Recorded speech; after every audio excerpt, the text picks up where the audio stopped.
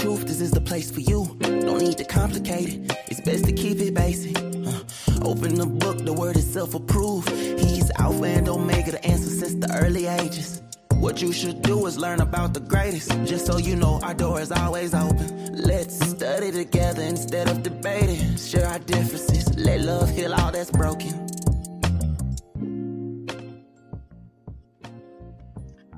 All right, and shalom. Good day to every one of you. We're so glad to have you all here with us. It is an opportunity and a time for us to be glorifying the Father. Shabbat has kicked in for many of you across the globe.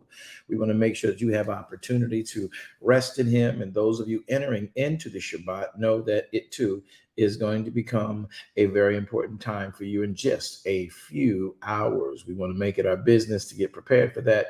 This is yours truly, Apostle B.W. Jones Sr. You are here with us on the Proceeding Word. So glad to have you. Those of you with us on Facebook and those of you who are streaming live throughout YouTube and all the other wonderful places that we have, we want to make sure that you all are preparing yourselves to know that you're about to enter into Shabbat and you're about to get what we consider to be a topic from Proceeding Word that I think is going to be very instrumental in how we look at our position as kingdom believers in this earthen realm.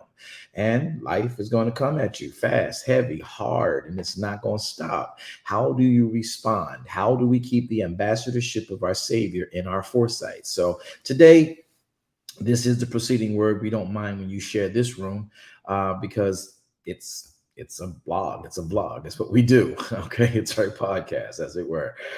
So please, if you are coming in with us and you support this place at all, if you just come in on Facebook, hit the heart sign, hit the light sign, pretty please, and make a comment. It helps the algorithms move and go. Right now, with very few people on, there's only 8 of you here. So I would hope to get 8 heart signs and 8 thumbs up while we're all on. So if all 8 of you who are viewing in presently, because we're low on our numbers, but if you guys would just hit the heart sign, like sign, and make a comment, it would do a wonder of work, a great deal of work to get the algorithm moving and helping us to propagate in other spaces that you can help us reach. If you are here with us in Clubhouse, in fact, you may share the room as well. Notice no one has, but it's all good. We're glad to have you nonetheless. Let us begin to talk about a moment for prayer. Yahweh, we come before you in the name of our Savior, YAHShua HaMashiach, who is Savior, who is King, who is our soon coming King. Now, Yahweh, we're asking you today, as we believe in you, the way we believe in you, that you be with us, in us, through us, and toward us, for your name's sake and for your praise. We desire that the words of our mouths and the meditations of our hearts be acceptable in your sight. And we desire to keep our words as to your words, keep our mindset as to what your words from your writ require, and say that those who say we love you should act like.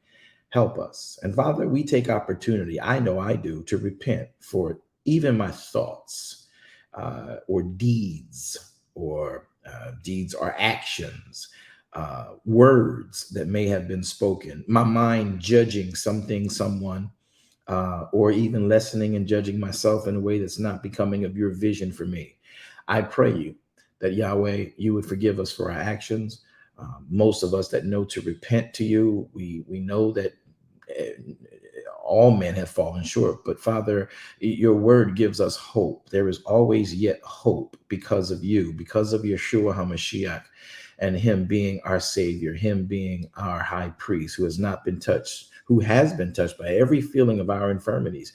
He's not familiar with our struggles in life. So we take this time to thank you for YAHShua HaMashiach, the life you pushed into our existence based on his existence in the earthen realm. So we take opportunity of our own volition to come before you, asking for your blood to cleanse and purify, asking for your word to bring us grace, bring us the empowerments that we need to continue demonstrating and creating an ambassadorship and a delegate for you in the earthen realm. The kingdom of you be exalted, and our empires, Father, be subjected to all things your kingdom. I take this moment now to render this program into your hands. And as we talk about the subject matter, I pray that it is pleasing. I pray that it is informative. I pray that it is factual. I pray that it is pleasing in your sight, Yahweh. We do not desire any disharmony. We do not desire any discontentment. We do not desire any antagonizing. We just simply want to talk about the truth. Help us today to make the message clear.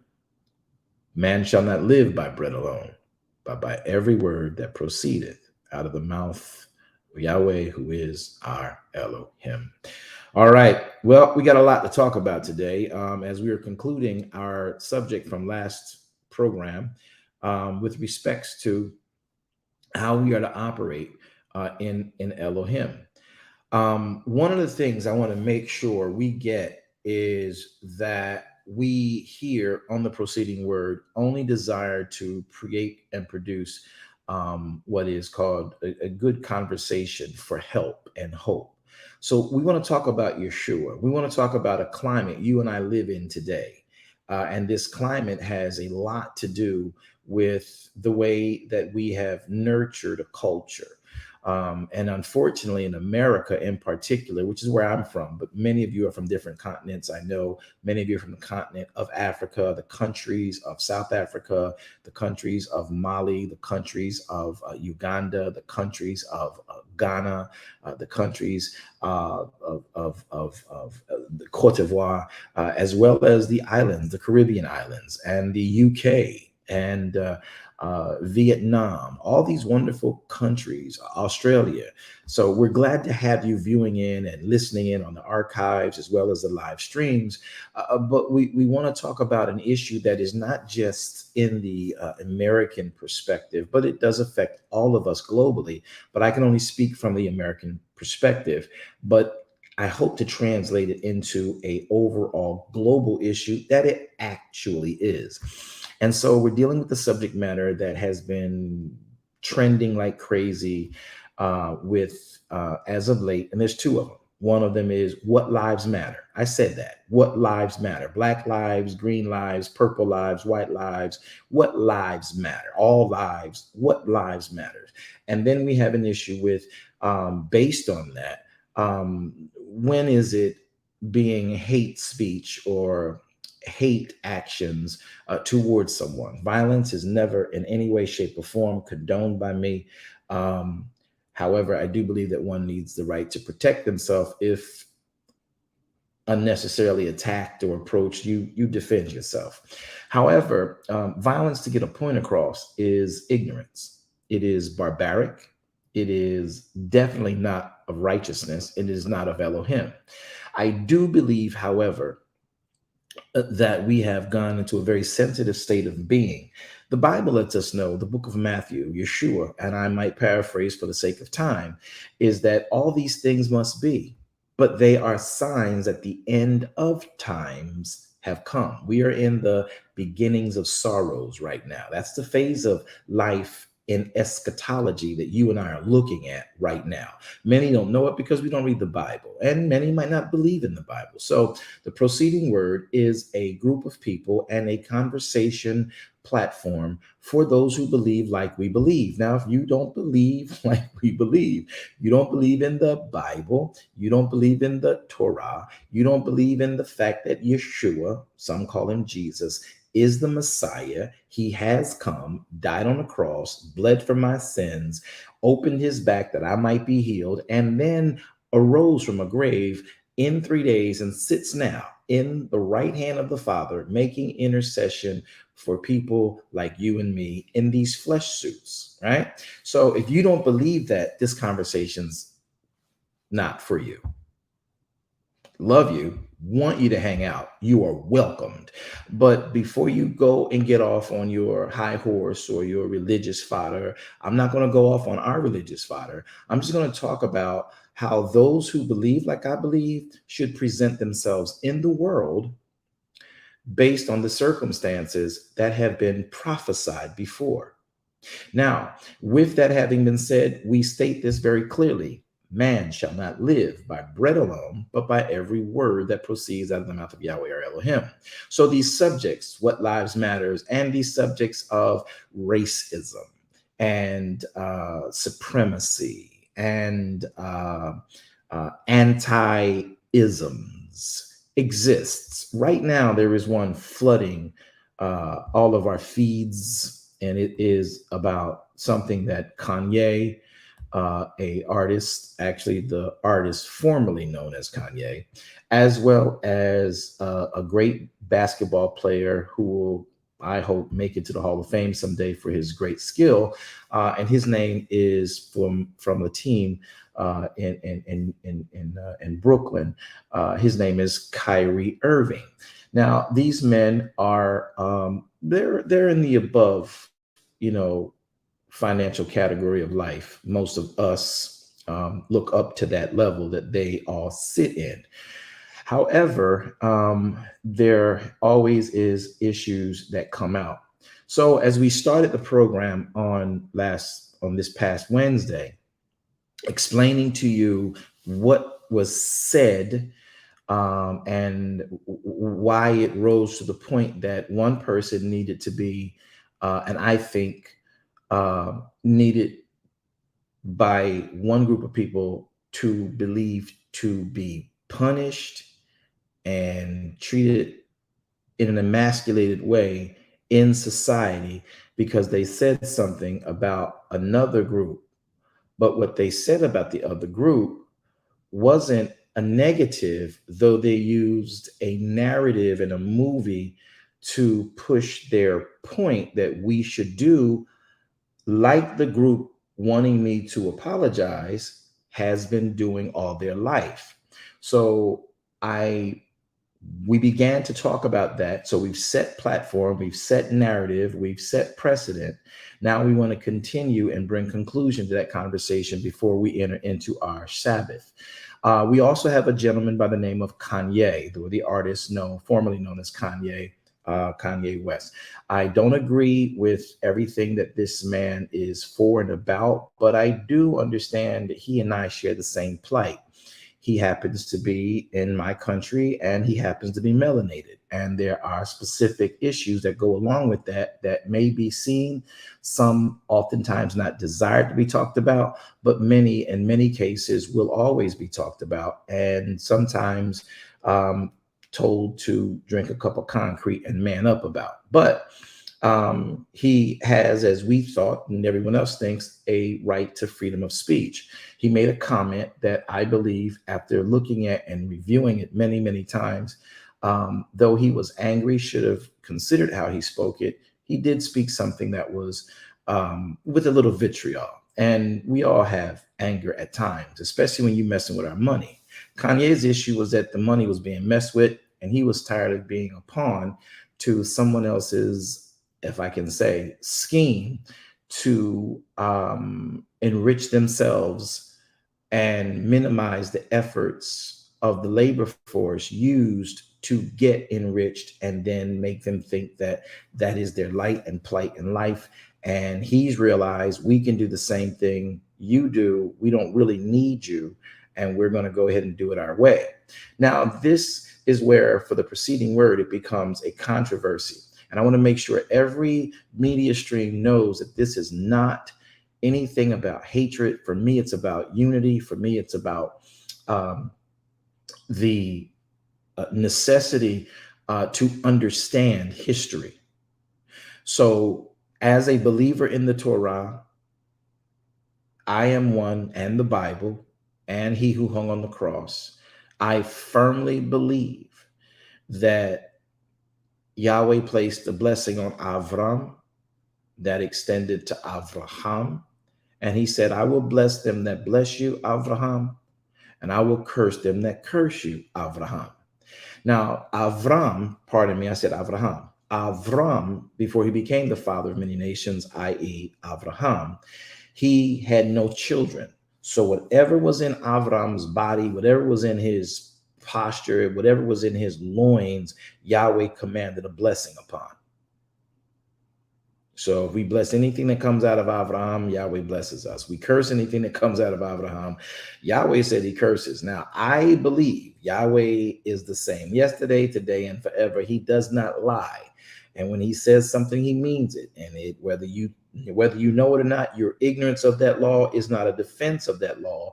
And your breaking of that law still gets the actual actions of that law. So in saying that, my statements in this broadcast may, without this precursor, without this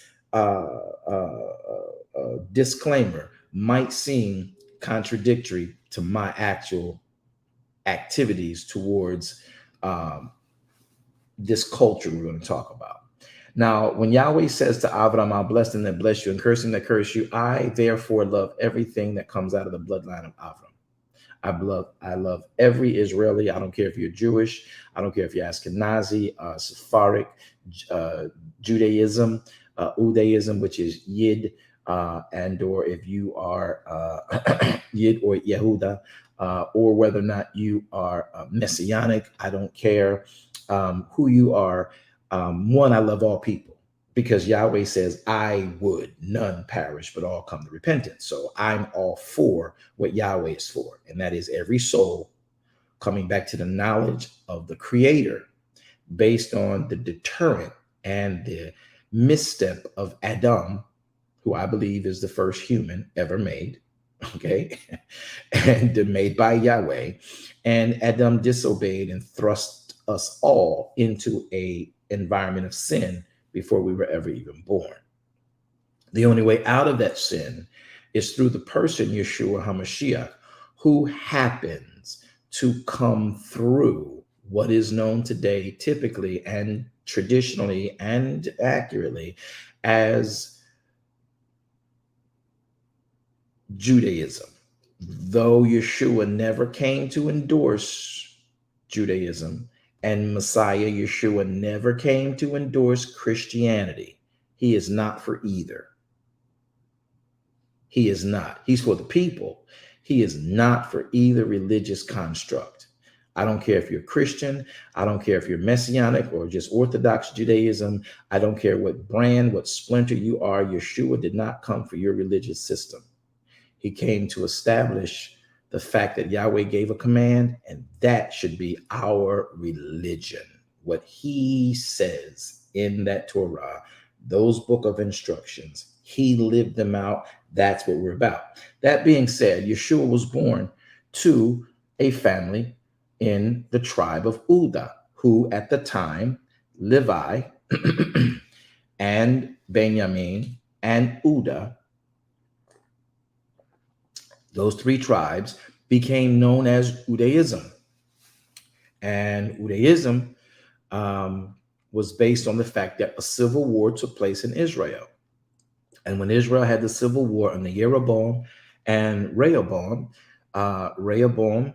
Benjamin, Uda, and Levi all went down and stayed in Jerusalem. They stayed in Jerusalem in the region of Udea, and that's how you get Udaism.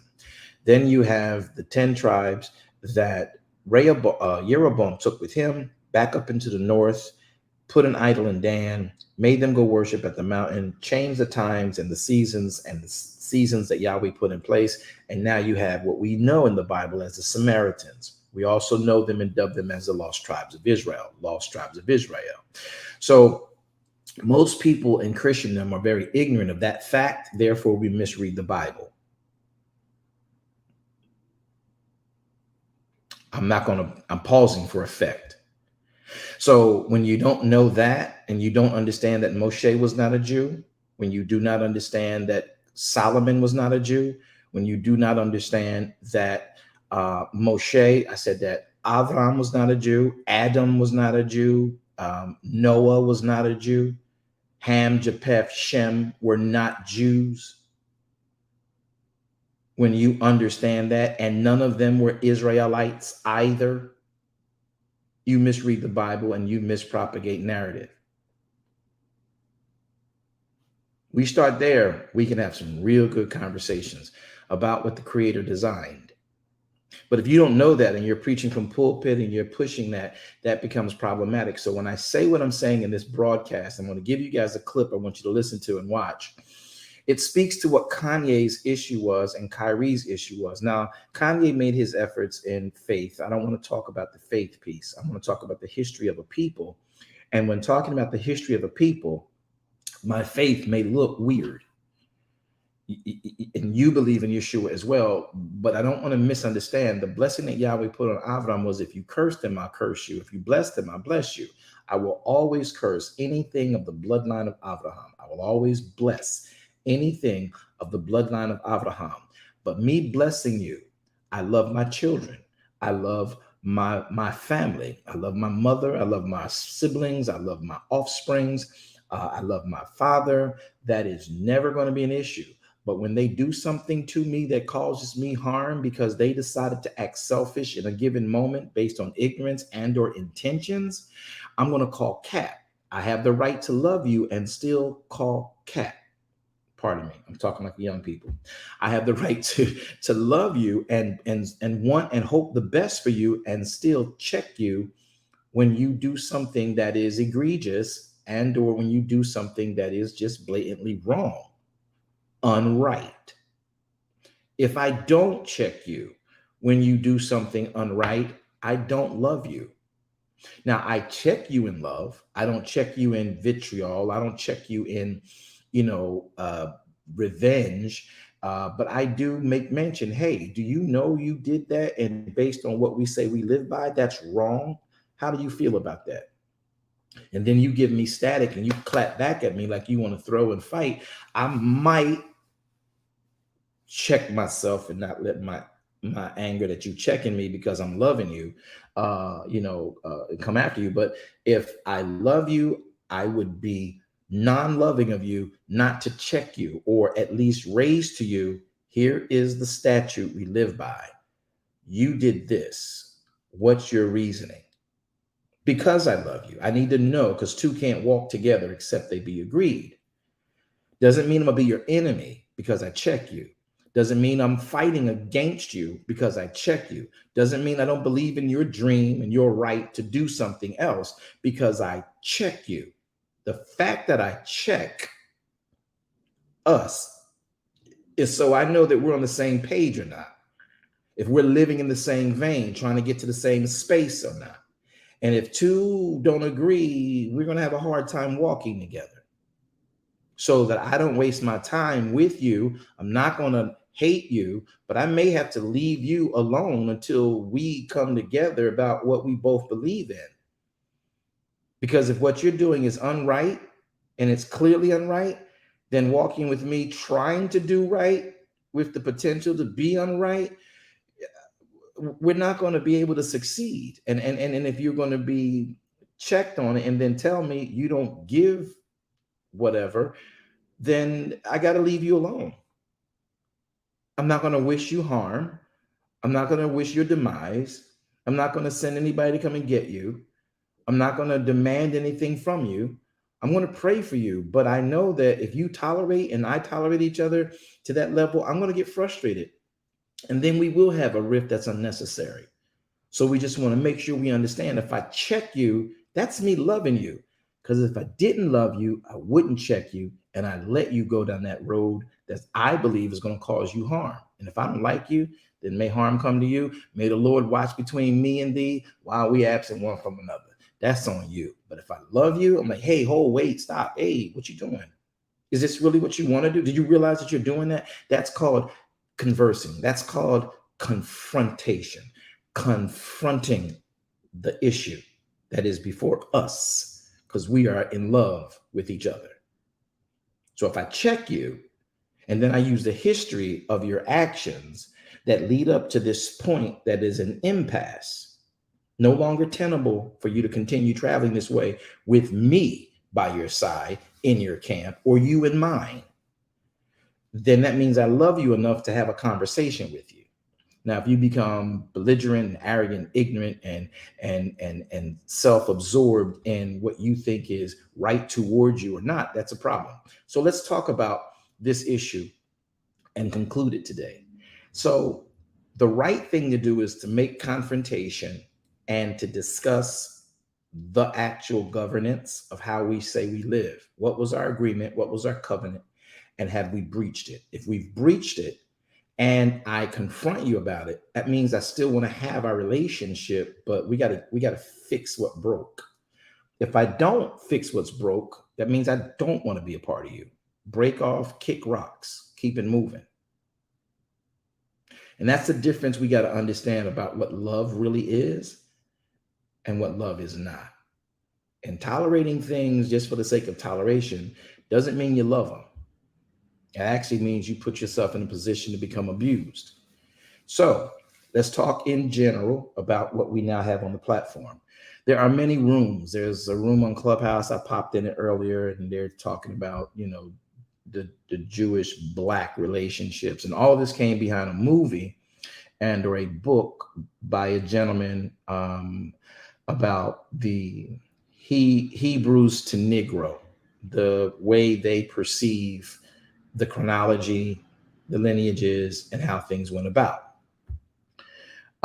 And so in stating what they found as documented historical proof of said activity, it of course made one group of people, though the subject, look as if they were maniacal and looked in an unfavorable light, though they were also victimized. And so Kanye spoke, or I should say Kyrie, was in his head, very intelligent guy. He seeks a lot of knowledge. He's not grounded, but he is knowledgeable of a lot of things, and that can sometimes be deadly. He spoke to a matter, and then he referenced that movie.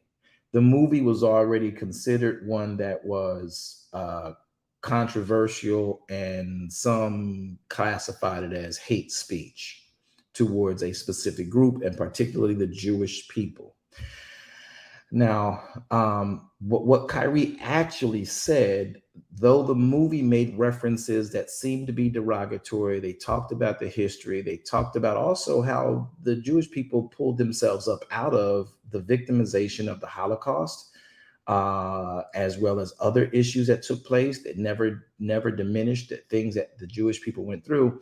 And what Kyrie referenced in a soundbite and in a paraphrase is that his people, who are subject now to this same people in a lot of areas relating to finances, need to bring ourselves up out of our suppressed, oppressed way of life by doing what they did.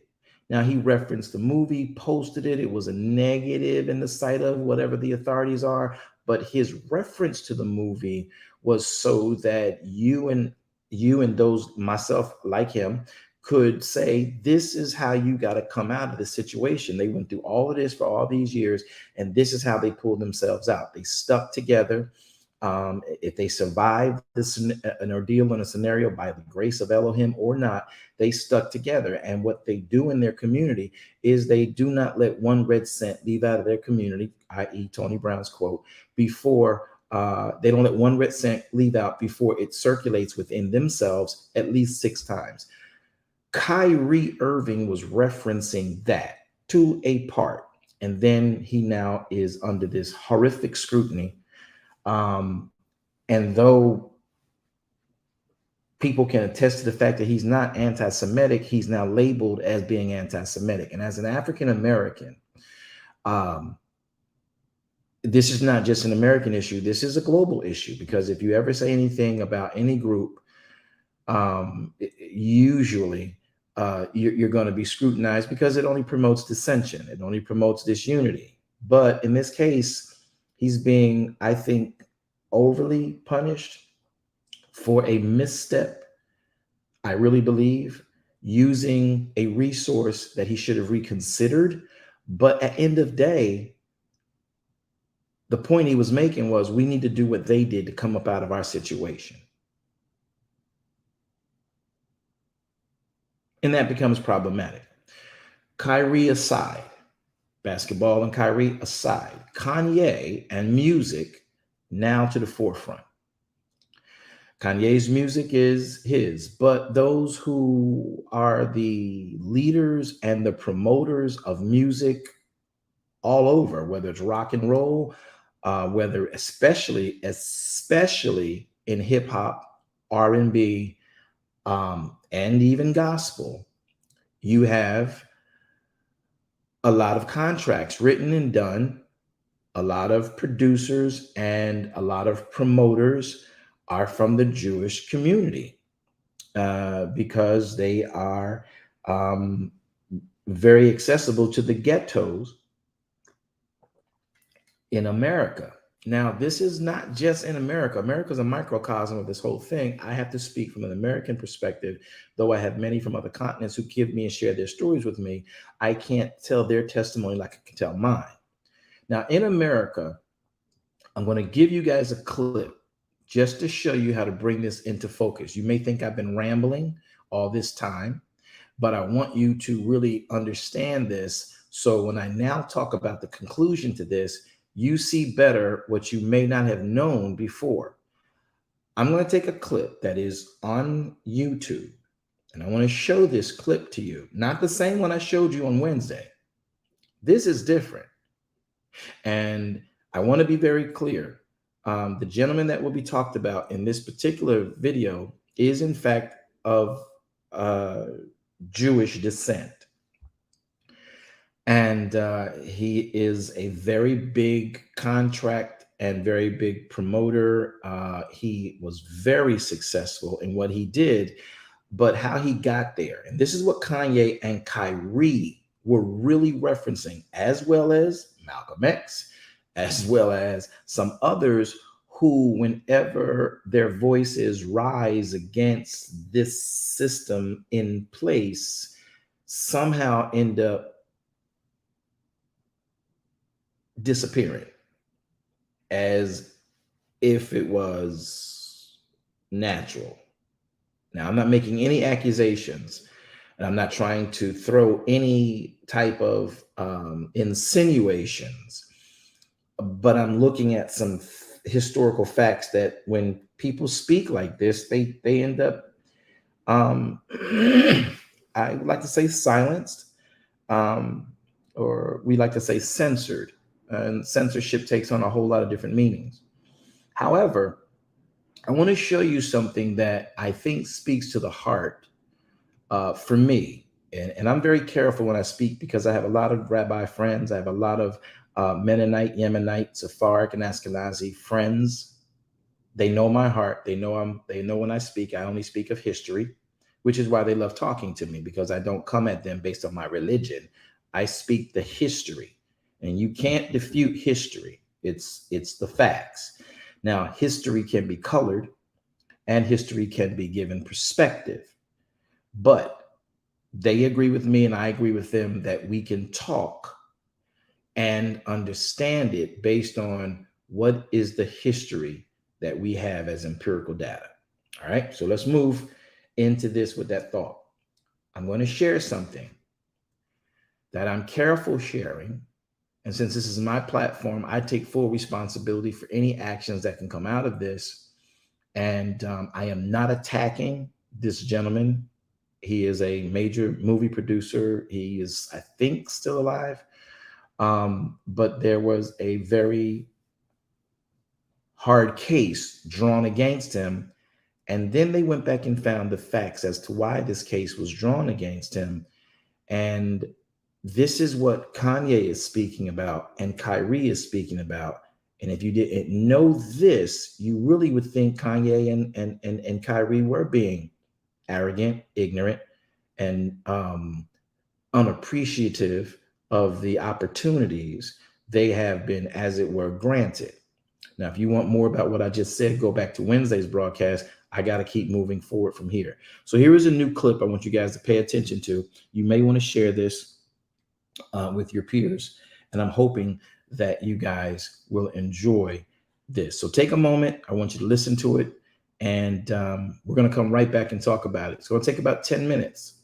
But I really hope you guys would give me your attention. Remember, I am not attacking my Jewish brethren. I love them to life, just like I love my own blood brothers. But when my blood brothers do wrong, I'm checking them. I'm pulling them up out of collar, and we as a family gonna talk about what from hell you're doing. Doesn't mean I don't love you. Does not mean I don't love you. Does not mean I don't love you. I love you. That's why I'm checking you. So, and I'm gonna bless you, your children, your grandchildren, all of our nieces and nephews. They're gonna have my love. But when you do something that is not appropriate, or you're doing something that is one-sided for you, and always a selfish move, or a piece of trickery, or some form of manipulation, I'm going to check you on it. And then you have to tell me how you feel about that, and if that's really the way you want to operate. And then I have to make a decision from there. However, I love all things Israel. I love all things Torah. I love all things and all people on this planet. But when you are wrong, or when something is in question, we have the right to discuss that. Most things got shoved under the carpet and behind the bed, but now years later it comes out. We all know how that works, right? And this is something I think we need to pay attention to. I think it speaks directly to the heart of the sentiments both Kanye and Kyrie, as well as others, and including myself, have to deal with in order to have some sense of mind. All right, guys, here we go. I want to give it to you clean. I want to give it to you straight, and I hope that you can appreciate it.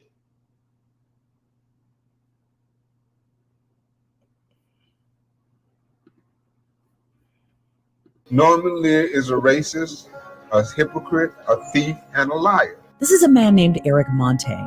He was one of the creators and writers of the Norman Lear show Good Times back in the 70s. He says Norman Lear never properly paid him for his work in creating the show, and that Lear has wrongfully claimed credit for creating a number of shows that were based on characters or ideas that Eric came up with. I said, if you want somebody funny to own the junkyard, you need to hire Red Fox. And Norman Lear said, Red who? And Norman Lear said, no. This is a white show. 2 months later, he was doing Sanford and Son with Red Fox. I've always thought it was a little odd that Norman Lear, this Jewish guy from New Haven, Connecticut, could single-handedly create every single groundbreaking television show featuring working-class black families in the 70s. But when I first heard that there was a black man who was accusing Norman Lear of poaching his ideas and not giving him the proper credit, I have to admit, I was a little skeptical. I had to fight and argue with Norman Lear for 3 years to show a complete black family on television.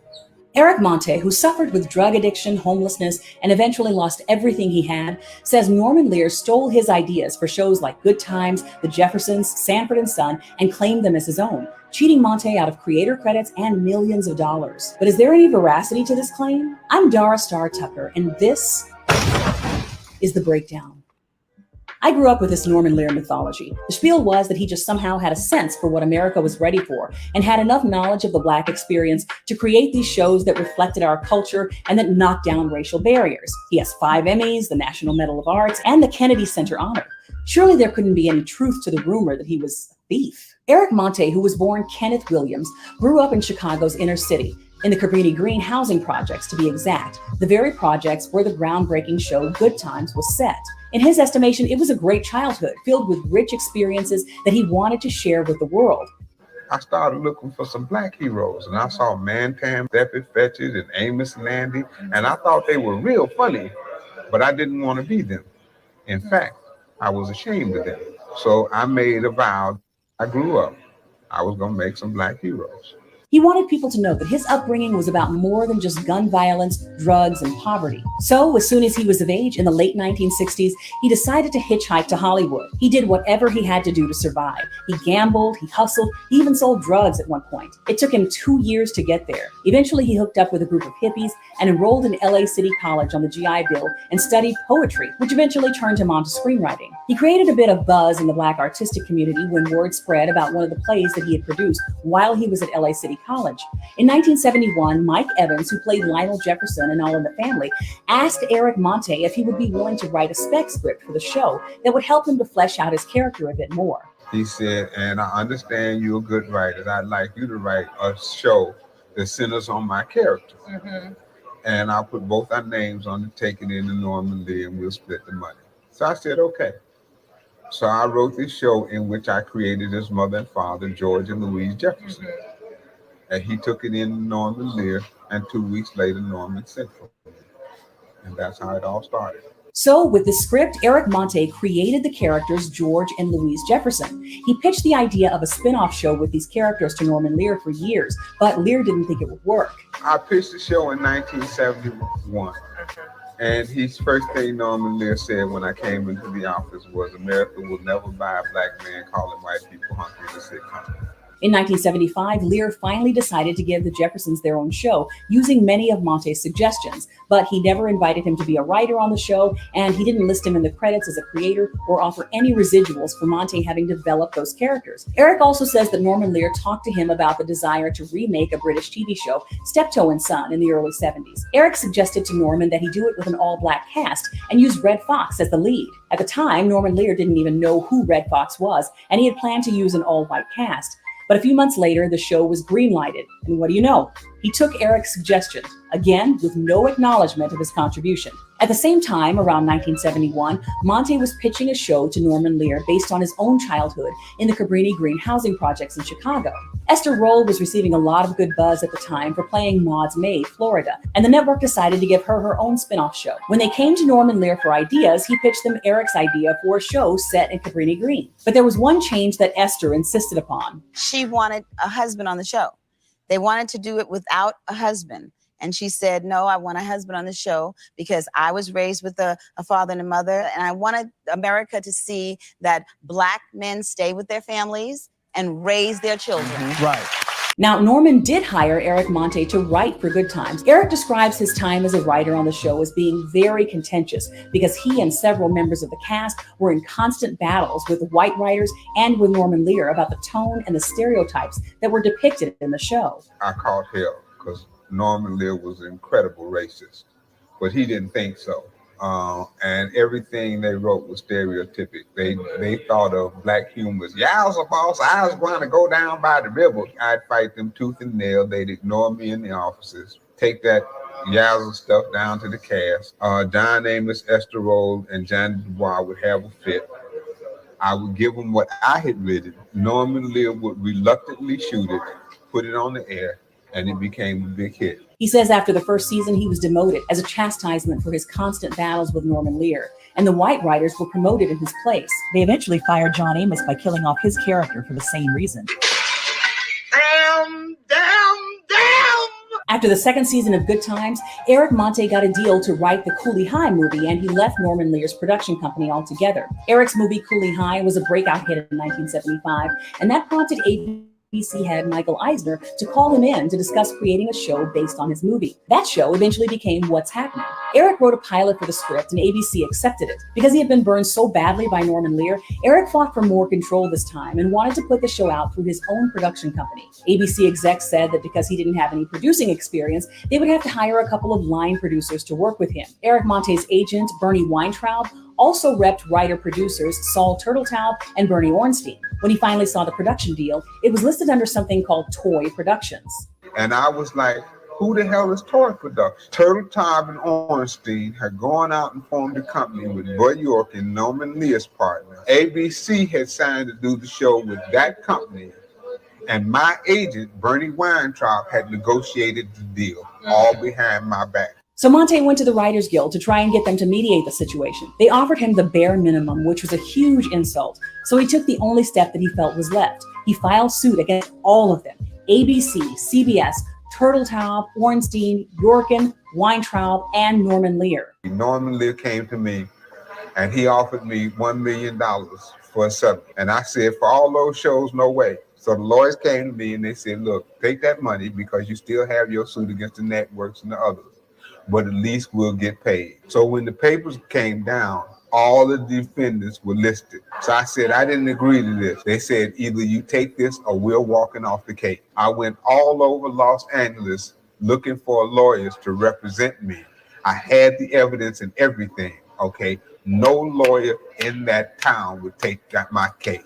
This was 3 days before the statute of limitations ran out on the oldest accusations in the suit, so he was forced to take the settlement. After that, he was effectively blackballed in the industry and couldn't get much work. He fell on hard times in the late 90s and developed an addiction to crack cocaine. He eventually ended up at the Salvation Army, where he continued to write scripts that he hoped to have produced. He kicked his drug habit in the early 2000s and is still living. If you think about it, here was this young black kid from the streets, talented but unsophisticated, didn't know how the business worked and just wanted a place at the table. Through sheer talent and grit, he miraculously gets one, but is shortchanged over and over by industry power players. Are there misrepresentations or exaggerations in his story? We'll probably never know, since Norman Lear, who's 99 years old, has refused to respond to any questions about it. Unfortunately, it's not hard to imagine this story playing out exactly as he says it did. What can't be questioned is the indelible legacy that Eric Monte has left on the culture with the characters and stories that he brought us, regardless of whether he will ever receive his proper recognition or not.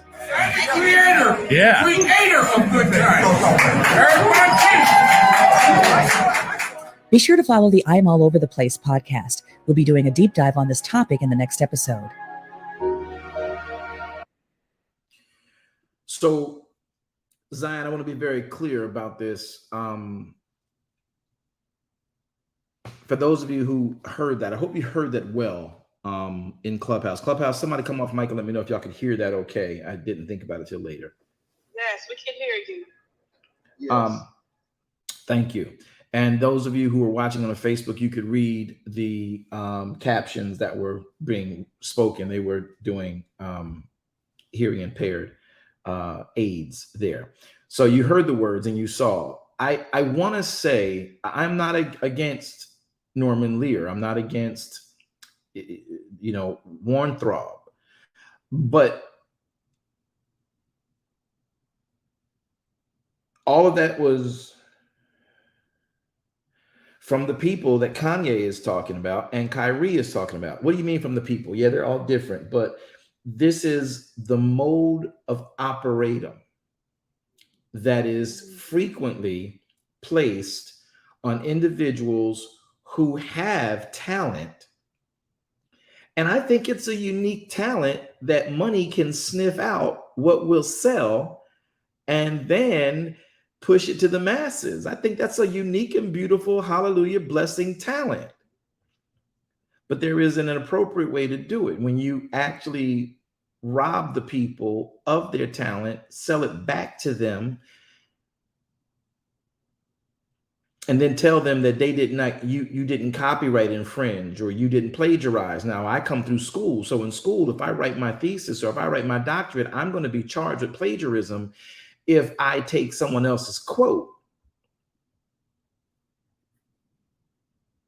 And it's funny how those who make the laws can bend the laws because it benefits them. And then they can tell you, you got to come up through this, but we go around it. And so I don't want to be, on a soapbox about this, but that's exactly what happens.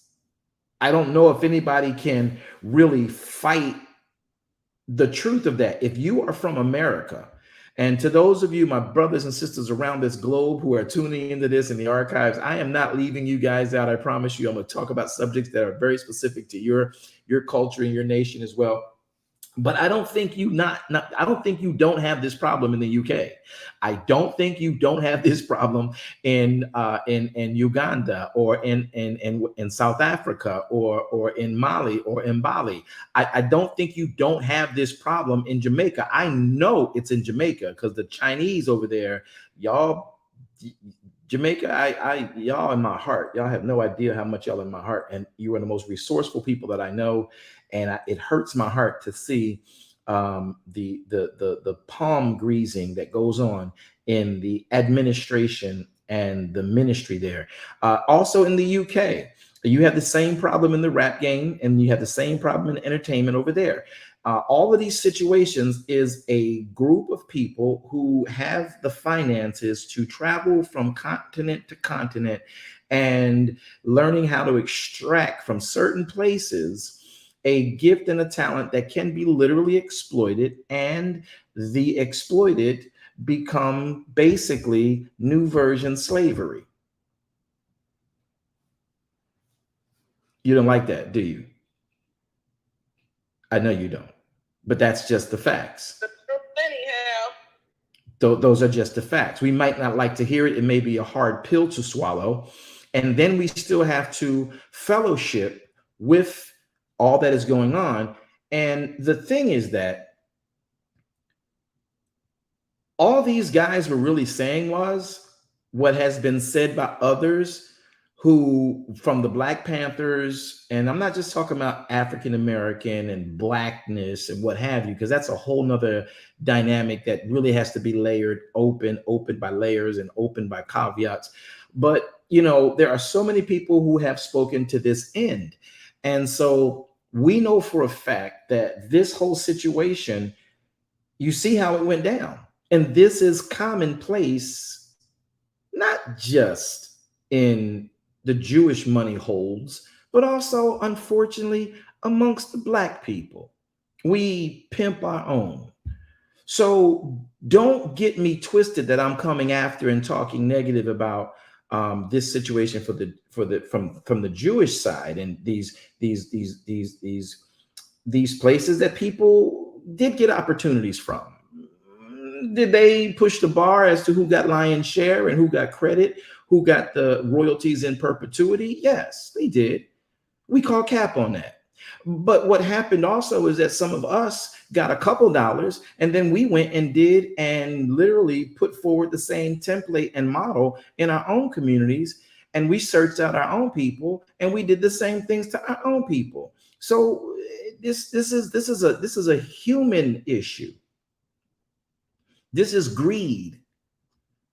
They just happen to have the money, so they're doing more of it. Once we get a couple dollars, we've done the same thing to our own. I'm gonna need about 5 amens.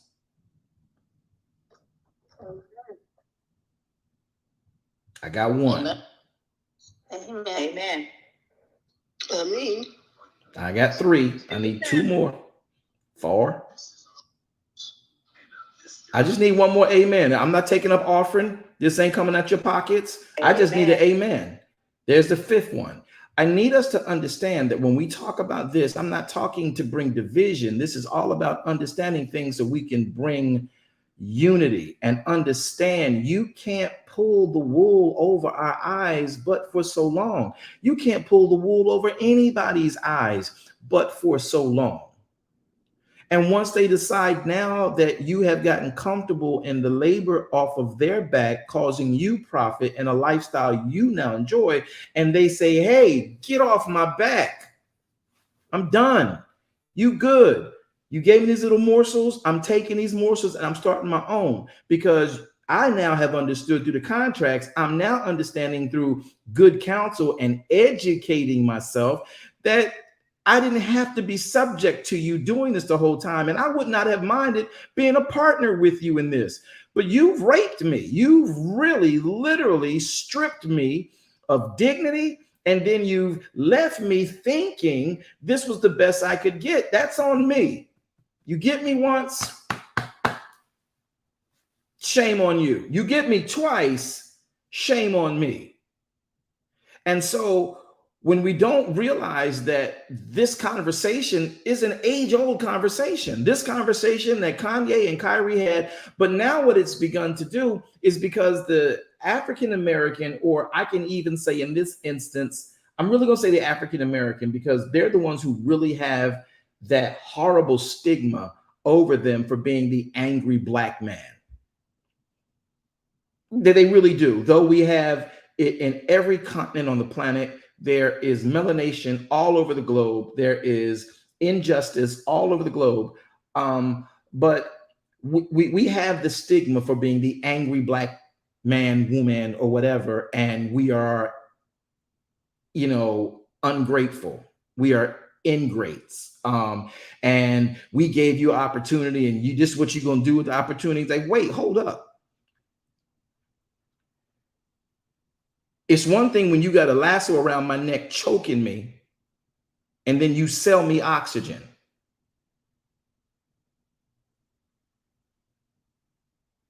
All right. That's a problem.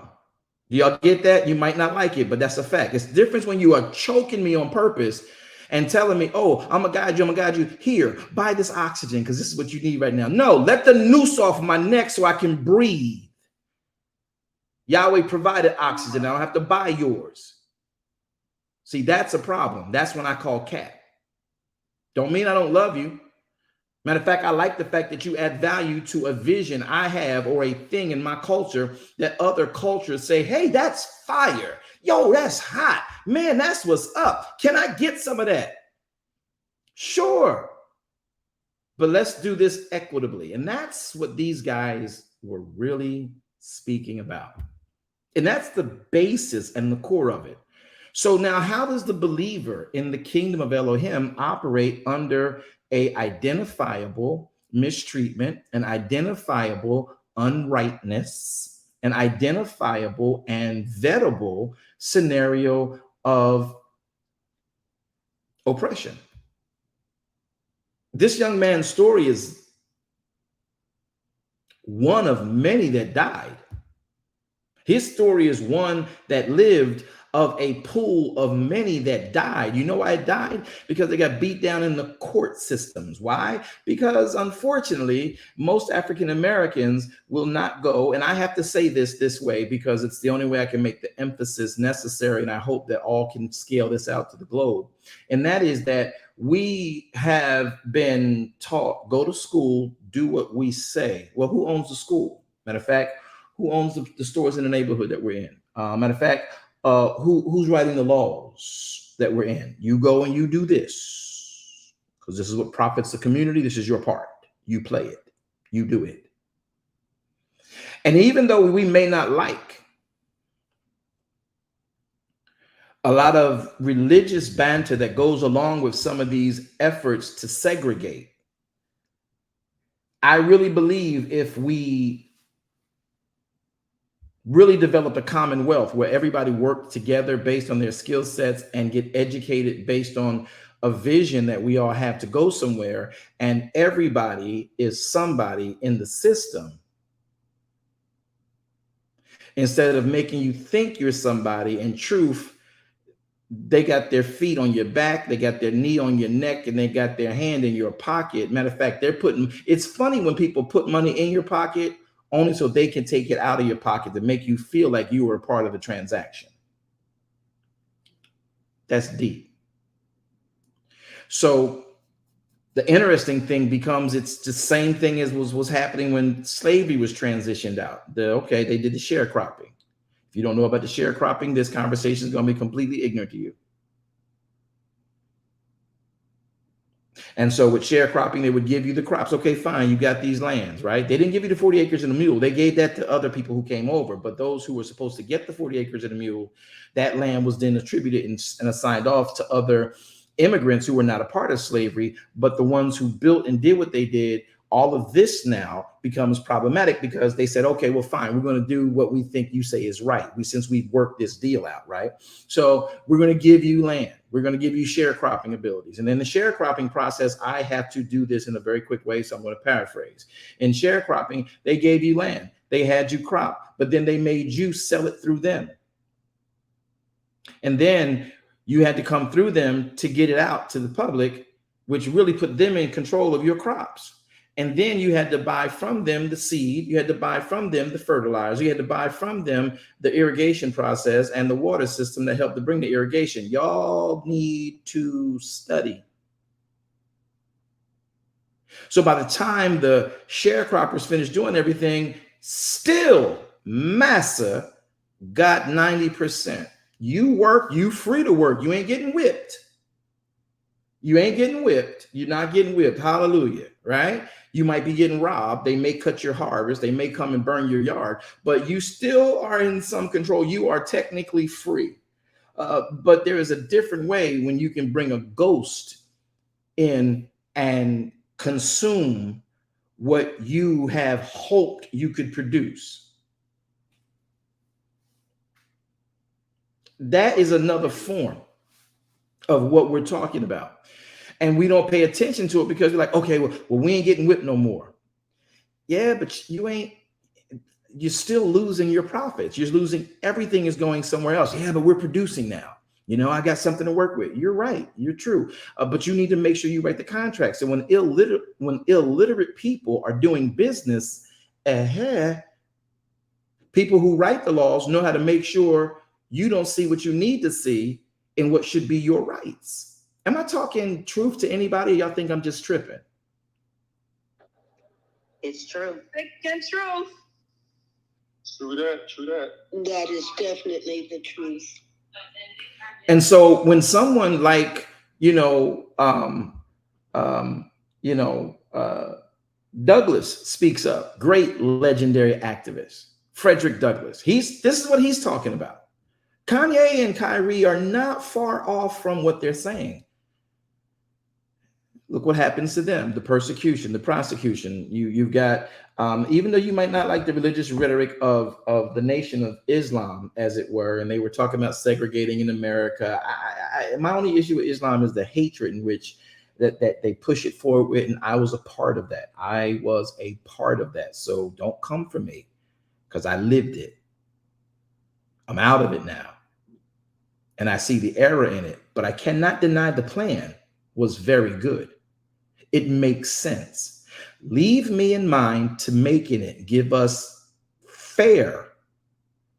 What is fair? You can't give me what's equal, because if you give me what's equal, I'm still going to be subjected to your approval. But be fair with me. When I come to the market with this animal, with this crop, with this harvest, be fair. Let's barter properly. You don't give me permission to be equal with you. And that's where I have an issue in politics when we talk about governmental equality. And I don't want equality. I'm not fighting for equality. I'm fighting for what's fair, because everybody don't work as hard as I work. And if you don't work as hard as I work, you don't deserve equal to what I get. Facts. And I'm a black man. So I want what's fair. You work, you get your fair share. Oh, y'all not gonna talk to me? That's it. That's it. That's what we're looking for. So miss me with the war on equality, because that means now legislation has to go into place. We don't need to have legislation for fairness. You know what's right. Hey, you make a unique burger. This is what's called concession. See, there's a difference in concession and compromise. Now, let me take a side note. Will y'all allow me a moment to take a sidebar in this conversation to affect to relationships that we didn't pay attention to? Do I have your permission? I need Facebook and YouTube to give me permission. I need IG and I need Clubhouse to give me permission. Yes, sir. Yes, you have permission. All right, so take this sidebar in this conversation. I want to connect it to your relationships, your marriages, and or even relationship with your children. People talk about marriage and marriage counseling. They say that, oh, marriage is about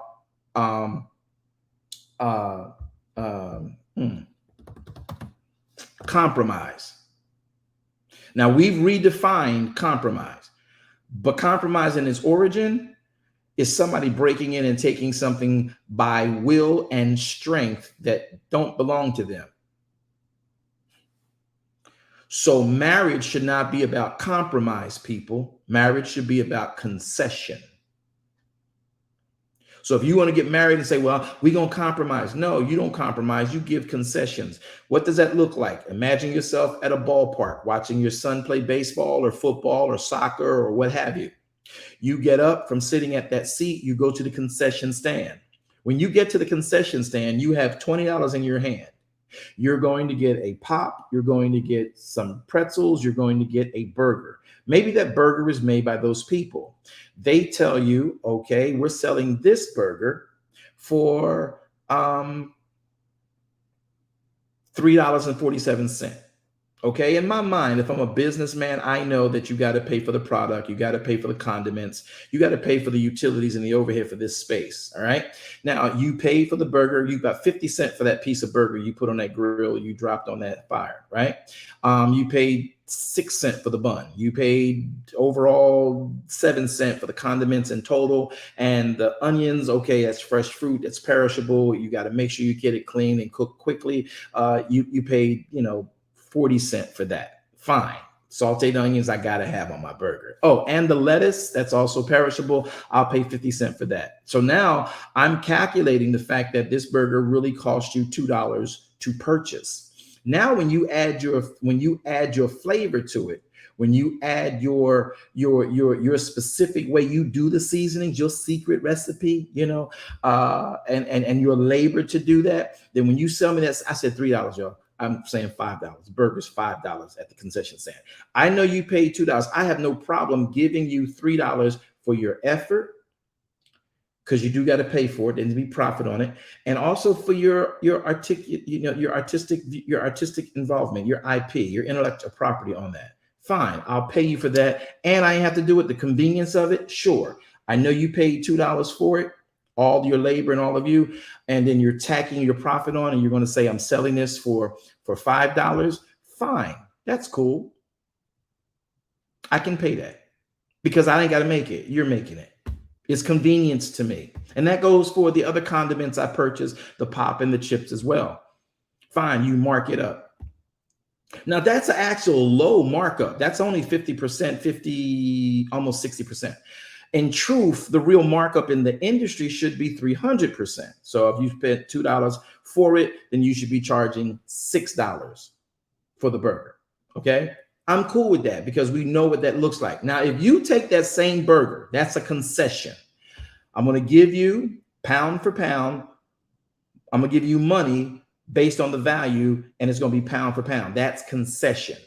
When you charge me $10 for that burger, that's gouging. That's compromise.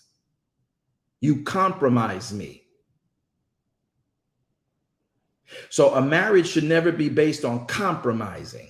It should be based on concession. You give me what I'm giving you. We exchange the same. You give me love, I give you love. You give me trust, I give you trust. You give me hope, I give you hope. You give me massage, I give you massage. You give me your whole attention, I give you my whole attention. It's concession. And that should be the norm. It should not even have to be a discussion, but it unfortunately does have to be. So in that sidebar, concession versus compromise has to be defined. In the marketplace, sidebar over. Did y'all get that in the sidebar? Because I'm closing the sidebar. Did y'all get the sidebar? Yes. Okay. So now we understand concession and compromise. Stop saying we got to compromise in marriage. Somebody's going to get taken advantage of, and you wonder why. Because you're speaking compromise. Speak concession. What I give, you give. Match my energy. Concession, not compromise. Give me what I say give me. You too dumb. Ain't nobody else want you. You ugly. You fat.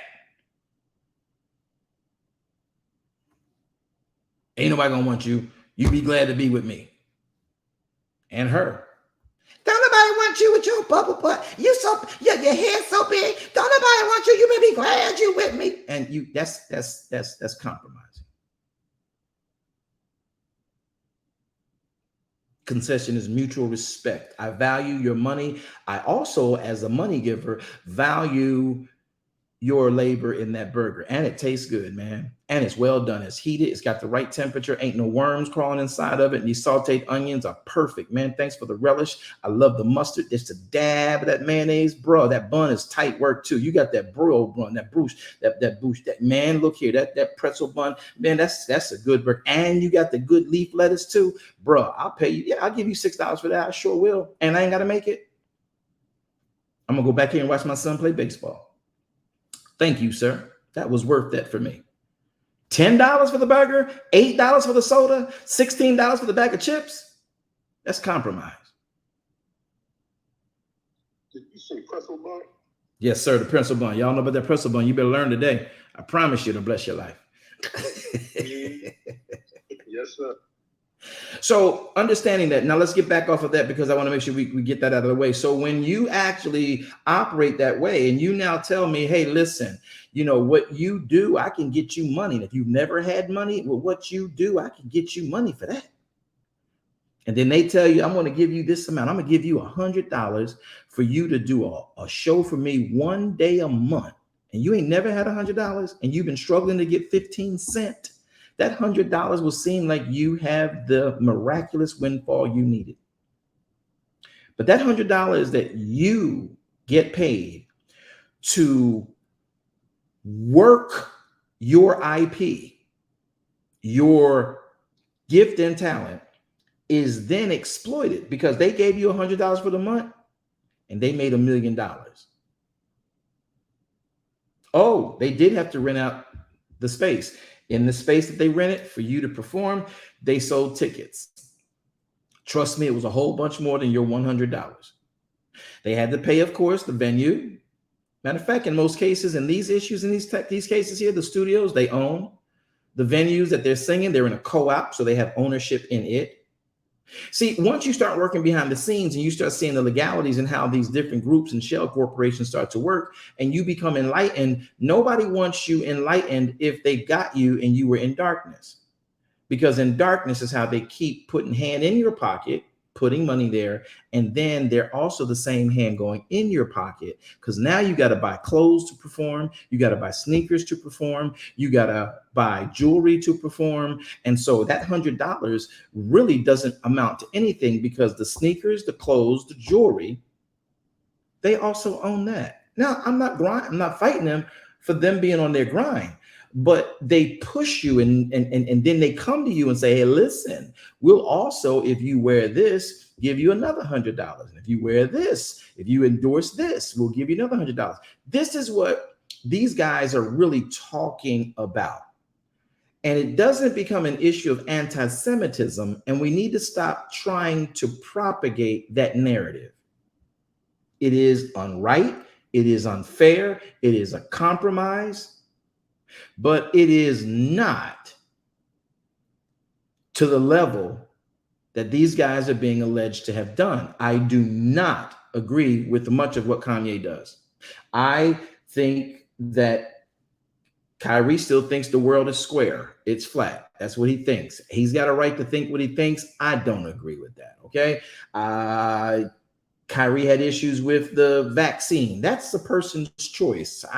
Whatever. And he's also pretty outspoken about this or that or the other, but he is at least educated. If the man thinks the earth is square, then he's thought about it, right? If the man thinks that the vaccine is a problem, he's thought about it. He's not ignorant.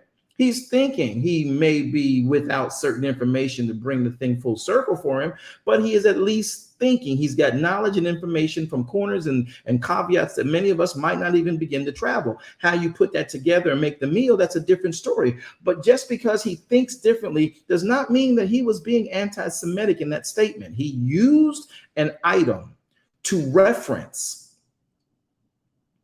that others deemed anti-Semitic. And now what you've done to this man is you've now given him a laundry list of things he has to do as a man, a grown man with family and children and money. And you're telling him that if you don't come back, sit down with the Jewish rabbi, sit down with this group, and you don't do this and give to this and support these things, you can no longer do your craft. If that man said, y'all take that craft, too many words rhymed with that. So let me back up for a second. It almost came out of my mouth. Whoa! Y'all know I've been saved all my life, right? Okay. So if he says, if I got to do all that, you take your craft. What you are doing is you're emasculating a black man amongst the entire face of the globe.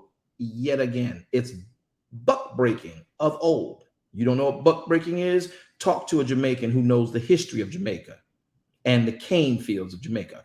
Talk to them about buck breaking. Matter of fact, you can talk to anybody who comes from down south and has lineage of that in these states: Virginia, Maryland, Carolina, Florida. That's when they take you out, the buck. Who's the dude that we fear the most? The slave owners. Who's the dude we fear the most? Who's the one we think that has the attention of these people? They'll follow him if he should ever get a foothold. Get him. Bring him out in public. Tar and feather him. Get 15 of our guys to control him because he is strong.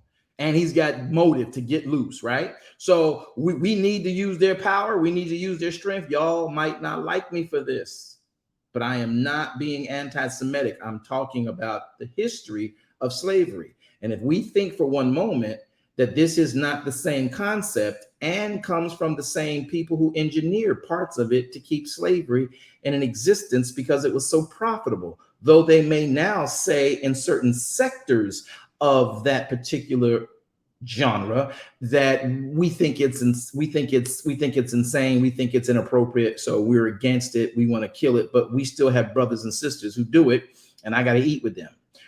Y'all, this is real. This is how you break this down so you can make sense of it. So at this place, you now find that they would take the strongest one who could influence those that they had authority over right now, illegally, inhumanely, and say, if this guy ever gets momentum, he'll start an insurrection. So let's bring him out here right now in front of his wife and his children. And let me just say, Oh, yes. let me bring him out here in front of his wife and his children, because if his wife don't feel he can protect them, if we can prove to her, you gonna do what we say do. I know he was woofing in the house talking about he gonna break my neck, but we gonna do this to you in front of you. We're gonna show you that we own him. And then they would sexually demoralize this man in the middle of the courtyard. I'm not even gonna speak to the weirdness of the mentality and perversion of that. But to do that in front of my son,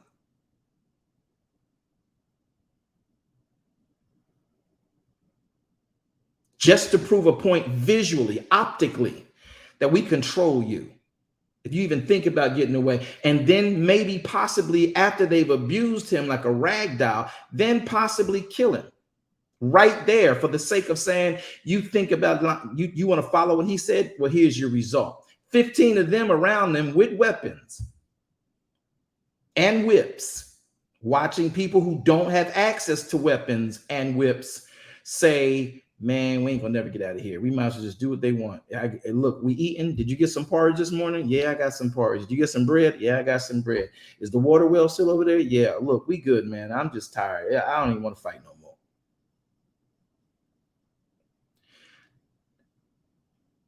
That's the optics of buck breaking.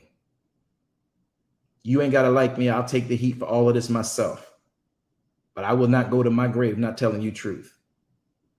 And guess what? I love YAHShua. I worship and adore him. Still want unity. We're going to call out what is not right. And it don't mean I hate you. Matter of fact, I'm willing to forgive you. The problem is because of the level of anger and frustration that comes out of those who have been oppressed. And once they start getting up the ladder, thinking that, okay, well, then maybe there is equality here. And as you start getting up and then you find out that there is a group of people who are working together against you, you thought it was one guy. See, if you pay attention to the story that this young man had, he got from under Mr. Lear. And you clearly see what Lear did. Lear stole his ideas. I'm sorry. Good Times, Jefferson's, Sanford and Son, they are legendary in America. Those are things you can sit back and binge on. And you want to Netflix and chill, put on Sanford and Son, put on Good Times. And to know that, like they said, they killed John Amos off the show because he wasn't doing fetching Amos and Andy. We had enough with JJ. That's right. That's why John Amos got killed off the show. It went back to what they originally wanted it to be. Now he has that right. He has production right. But the ideal was literally Eric's.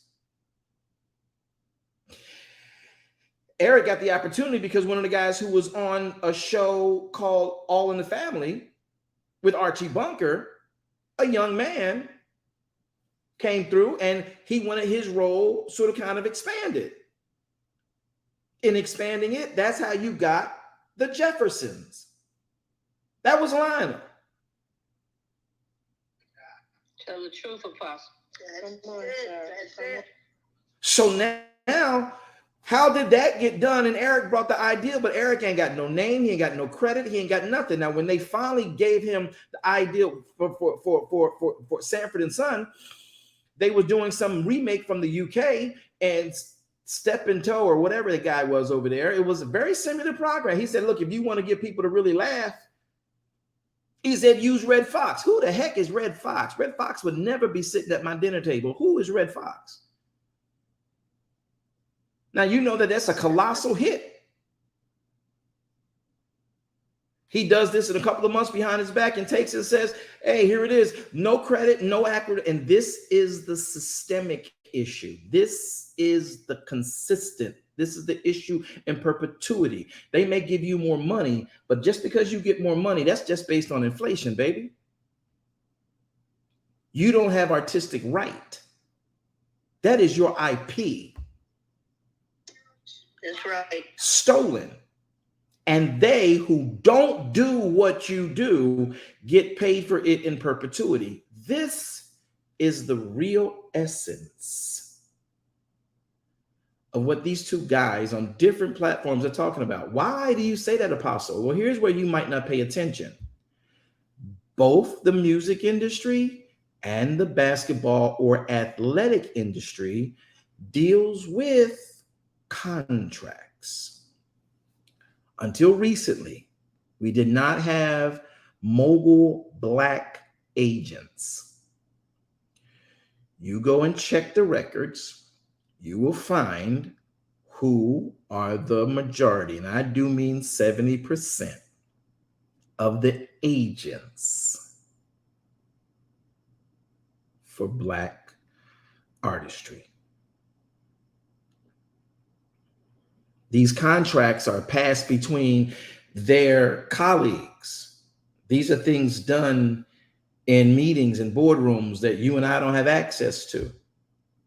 And they are legal because they write the government and then they write the contracts based on what they write for the government. And you and I are just glad to get money. And then we teach our children, oh, you can go to school to be a doctor, be a lawyer. And then when they get to become an attorney, they stop at becoming an ambulance chaser because they felt that they went far enough. In fact, you and I, if we're going to see any kind of real change for what these two guys are dealing with, and many, many, many, many, many, many, many, many more stories you're never going to hear about because they don't come to the level of their wealth. We have to begin to write our own content. We got to do, that's what Kyrie was saying. We have to do what they do. Get yourselves into the legislation. Get legislation engrafted. Get it passed. Make it for the interests that you have. Make sure you have your own financiers in your own communities and stop being a crab in the basket. Support your own community. It is so funny to me how we have been the flavor of fashion, the flavor of athleticism. We are the reason football is. We are the reason basketball is. We are the reason baseball is popular. We are the reason soccer is popular. We are the reason cricket is popular. We are the reason that gymnastics is popular. How is it we keep getting snatched up with the best creme de creme of that skill set and then have it sold back to us when it originated with us? This is all these guys are saying. You preaching, you teaching. And we drink it back in at a compromised price.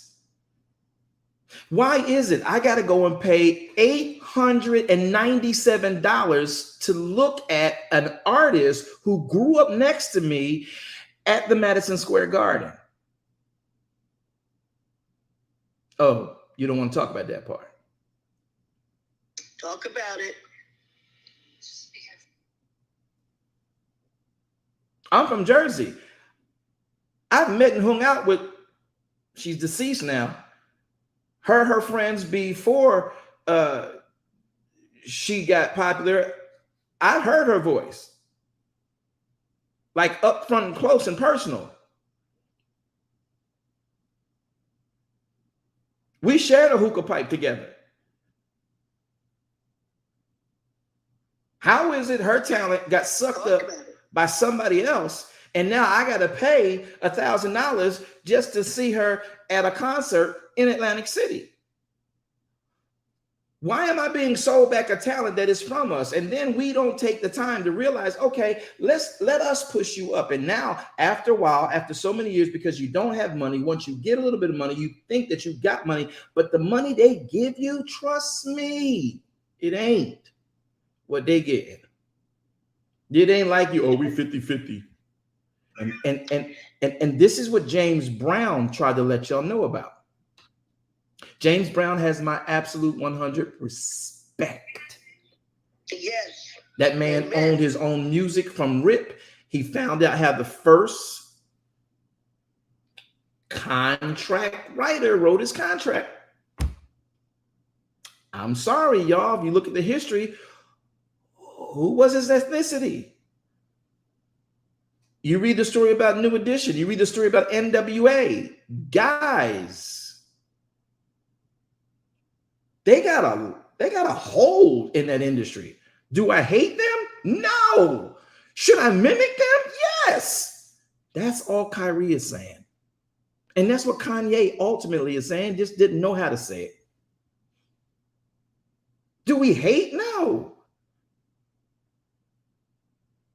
But just like y'all saw our talent and made money on it, we see your talent to see talent, which we are.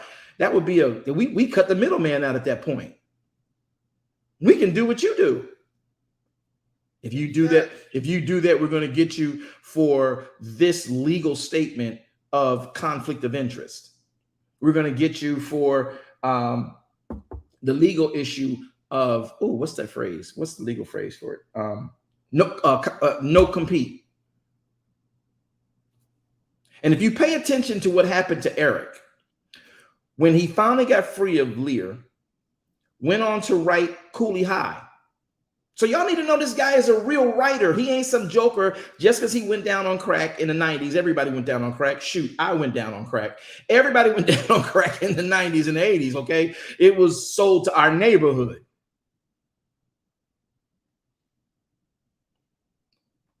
But he got up. He's still writing. He wrote Cooley High. From Cooley High came What's Happening. When he, in fact, wrote What's Happening and said he wanted more artistic control and he wanted more artistic right and the money, he was producing his own company. He got his agent, who then took it to some financiers who happened to be a part of his group and genre of life. And then his agent, behind his client's back, structured a deal with those who are really a part of his commonwealth, and then told him whatever. He's thinking the company is being put in place because he's worried about script writing. He's worried about screenplay. He's worried about all he got to get done. And he's thinking they're taking care of business for him. And they did. They took his business. They took real care of his business. Y'all didn't get that? We called it every word. And so, do I hate these guys? No. Matter of fact, I ain't mad at no man for their grind. But when you get confronted, man up. Instead of manning up, they lawyered up. And then they stretched it out. And if you don't know about lawsuits, especially when there are penalties involved, they will stretch that thing out until the statutes of limitations take place. And that's what they did to him.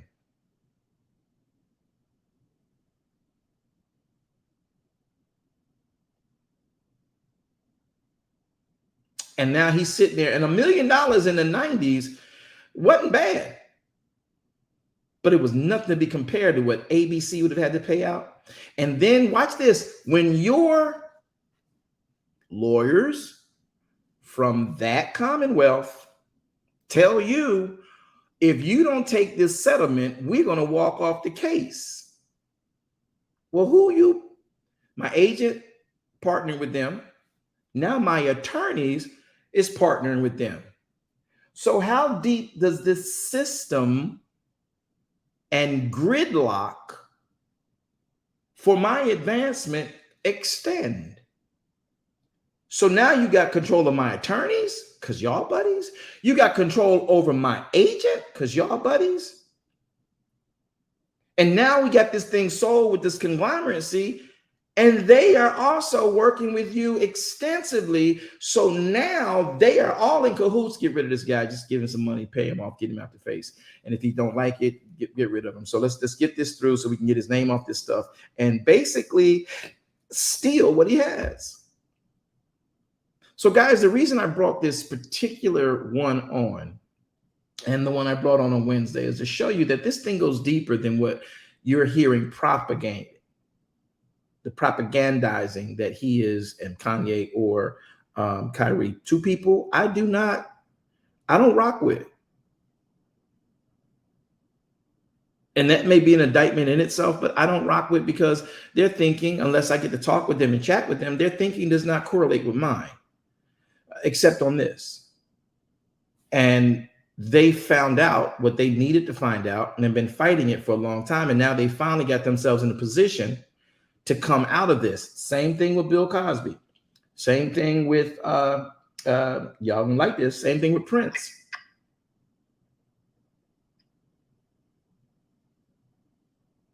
And there was a comedian, I forget his name. Oh, what was his name?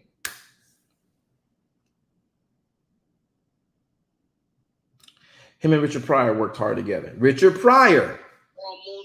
Paul Mooney, thank you. Whoever you are in my soul, I promise you. Paul Mooney.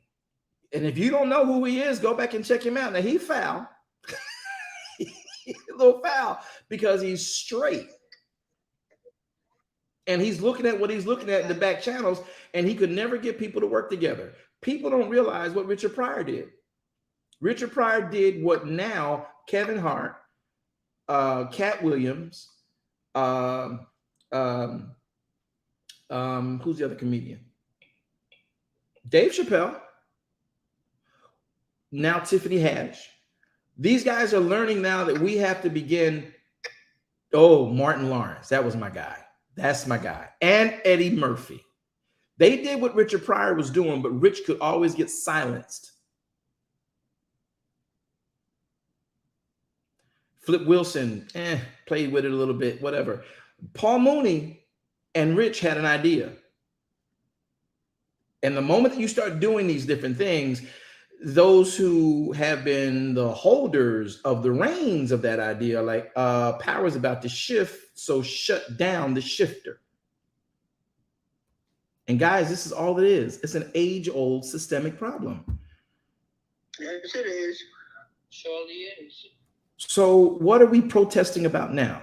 And why are we emasculating or helping to emasculate one of our men who is actually saying, hey, the light came on, you know, I need help, but I know for a fact in order for us to come up, we got to do what's been done. And now when they do that, they're anti-Semitic. I'm sorry. This is what brings us to YAHShua. Understanding the definition for anti-Semitic, YAHShua would be guilty because anti-Semitic means anything anti-Jew. I love all Israel. I love every Jewish person walking on this planet. I promise you I do. Amen. I love you, love you, love you, love you, love you. But there is an issue within the politics and within the financial arenas, within the legal systems of our governments and the way we operate that has to be brought to table. And just because, well, that's the way we've always done it, don't mean that I'm not I'm not my ancestors. I'm not that slave. I promise you, I'm not. Me and Kunta Kinte gonna go down together, and I'm not that. I am not my ancestors' slavery. I promise you. All right, now. I concur. And we just, because that's the way it's always gone. And if we're not in control, you're not going to get anything anyway. You're just ignorant. You know, okay, that's what you feel. And you may have a right, because you've sort of kind of helped to keep us in a situation, sort of kind of helped, not really your fault. We bit the bait. We bit the bait. We did. Yes, sir. We bit the bait. We had a right to choose. We bit the bait. We did this. We allowed this. And though people can come and just, y'all do this to yourselves. No, we didn't really do it all to ourselves. There was a whole bunch of incentive that where the bait come from that we bit. See? It's funny when you can just say to one side, oh, you did this. Yeah, we bit the bait. But where did the bait come from?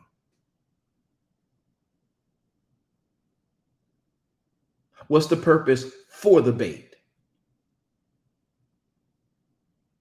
So at the end of the day, when we allowed ourselves to be educated a certain way, we allowed ourselves to stop at these ceiling points, or these hallmarks, or these marked points for how far you can go.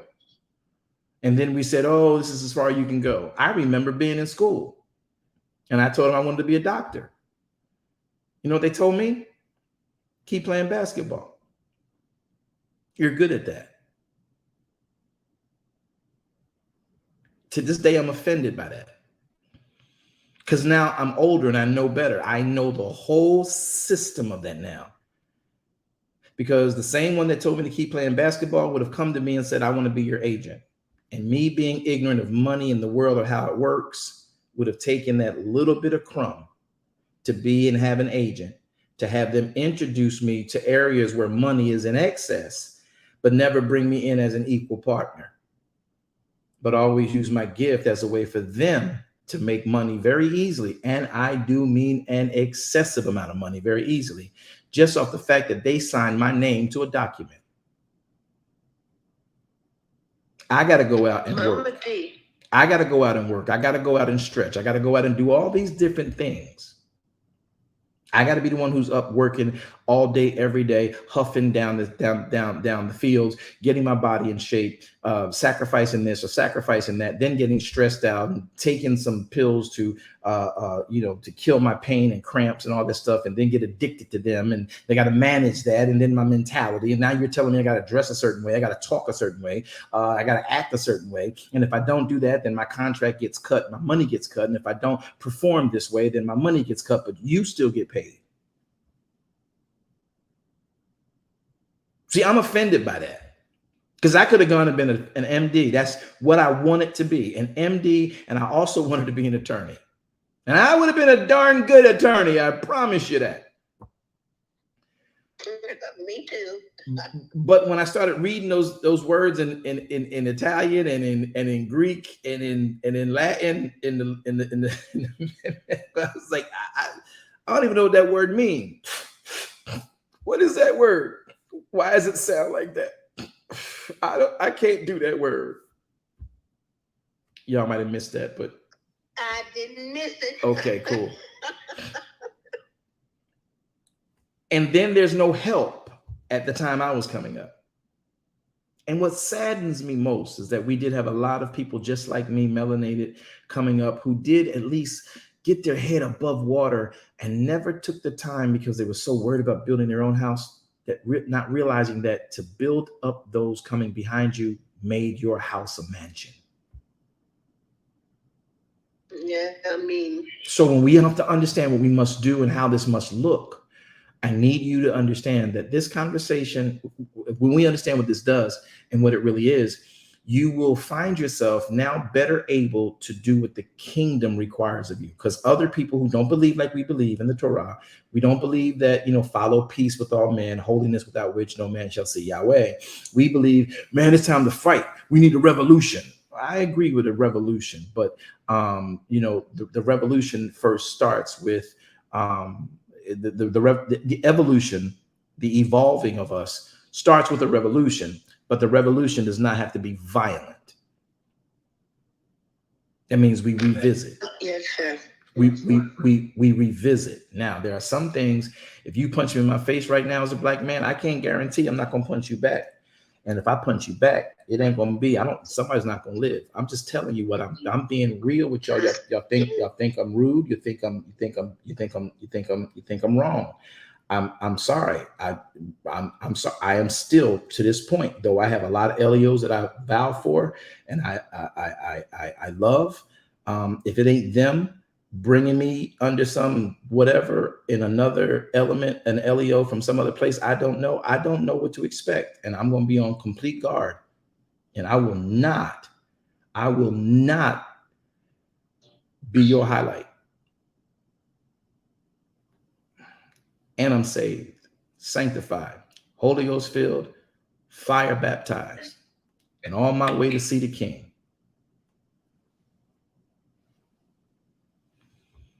So there are real systemic issues. Those guys weren't being anti-Semitic. They were being anti-system.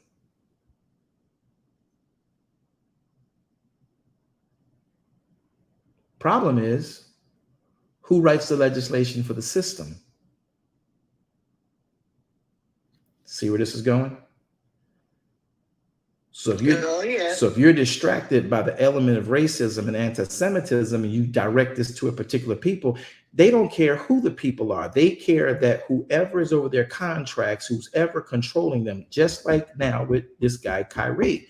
He can't now play in the game of basketball unless he does this 6-point checklist, and that will prove that he is worthy of our money and contract. Who from what? What? You gonna do this nationally? Tell him he can't play in the NBA unless he sits with a religious leader of a group he did not offend. And low key, it was a compliment to you.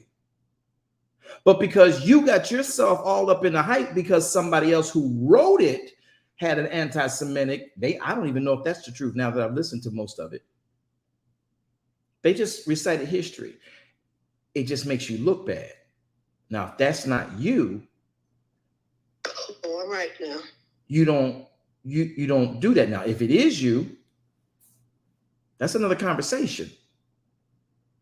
So now you want to use that as a shield to say that this is the case. This is where we have to, in all of our get understanding. And now Yahweh says, no, follow peace with all men. Make sure that you don't find yourself adding to the flames, adding fuel to the flames that will emasculate this man on a global platform, i.e. buck break again a particular specific people. And that is scaled out globally.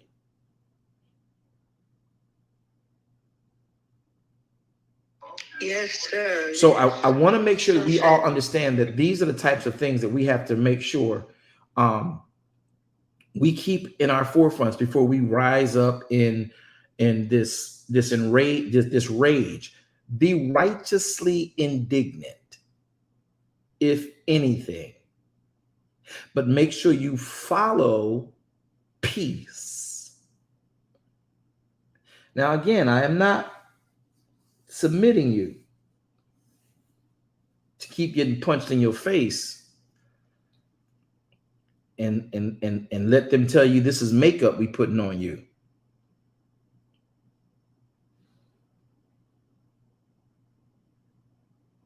Ain't gonna work. You punch me in the face, I can't tell you how many fingers you're gonna pull back, if any. Oh, yeah. My name is Apostle V.W. Jones. I said that with my whole chest. It's not going to happen. Because once that happens, and until the narrative and until the mentality changes, if you punch me in my face on a different mentality, I might say, oh, you didn't mean that. But right now, under this present mentality, you punch me in the face? Nah. Not with as many of me dying in these streets. Yeah, I'm not that one. Yes. So until the mentality changes, I'm not going to come for you. I'm not going to start nothing with you. I'm going to check you on what we say is supposed to be the way we live. But if you sneak and sucker punch me, sucker you will be. Trust me. That's a fact. And that is not me being aggressive. That's me being protective. You came at me. Oh, but you know, the Christian way is you're supposed to let that be, and you're supposed to just move on in Jesus. Wait a minute. He went to the cross to die for my sins. This will be one of them. He died for. I promise you.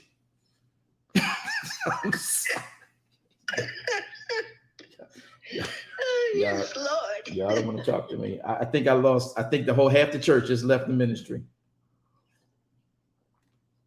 Sad on them. And I need y'all to understand that I will never start something with you that is not lathered in conversation for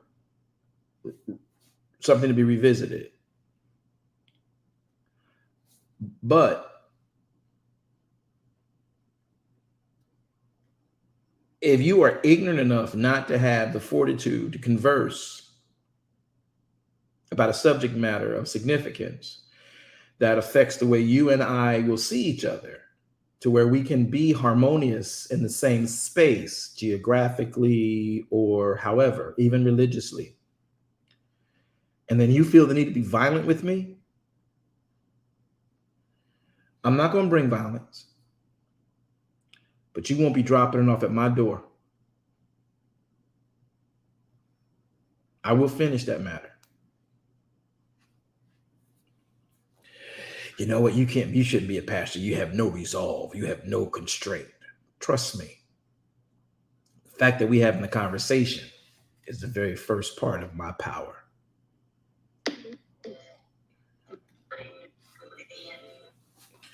Y'all not talking to me no more. I think I lost the whole congregation. Dear Father, y'all not going to be here with me.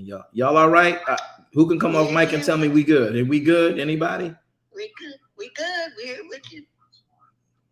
Listening to every word. Thank you, Mama D. I appreciate it. Anybody else? Nobody else is on the platform. Y'all, no. Y'all think he's just too, Right here, listening. We're listening, Apostle. Okay. We're listening. This is good. I thought about Lamar Jackson also. Hey, Lamar Jackson, yeah. And so That's right. because until we actually get our own money and until we stop being crabs in a basket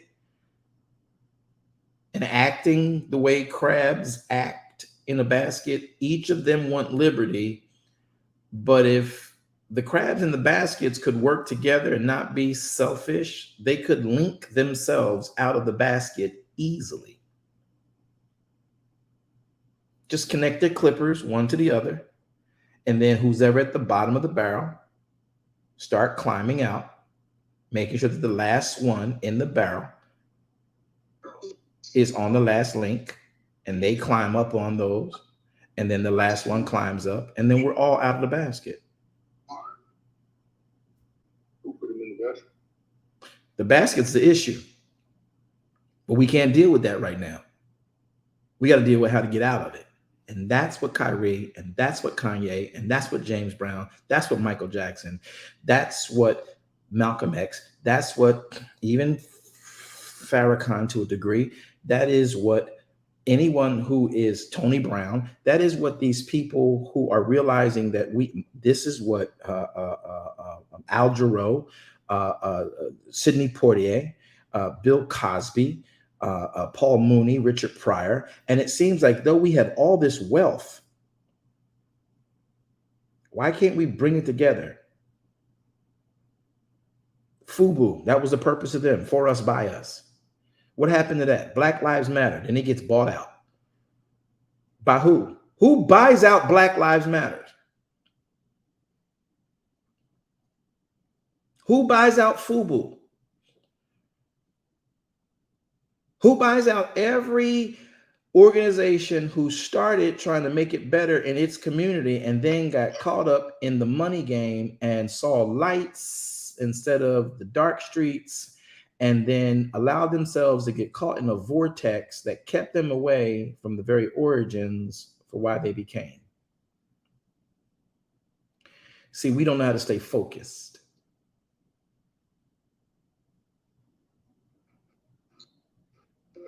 You might think I'm judging. Dick Gregory, very good. Thank you for bringing him back. I was trying to think of him earlier.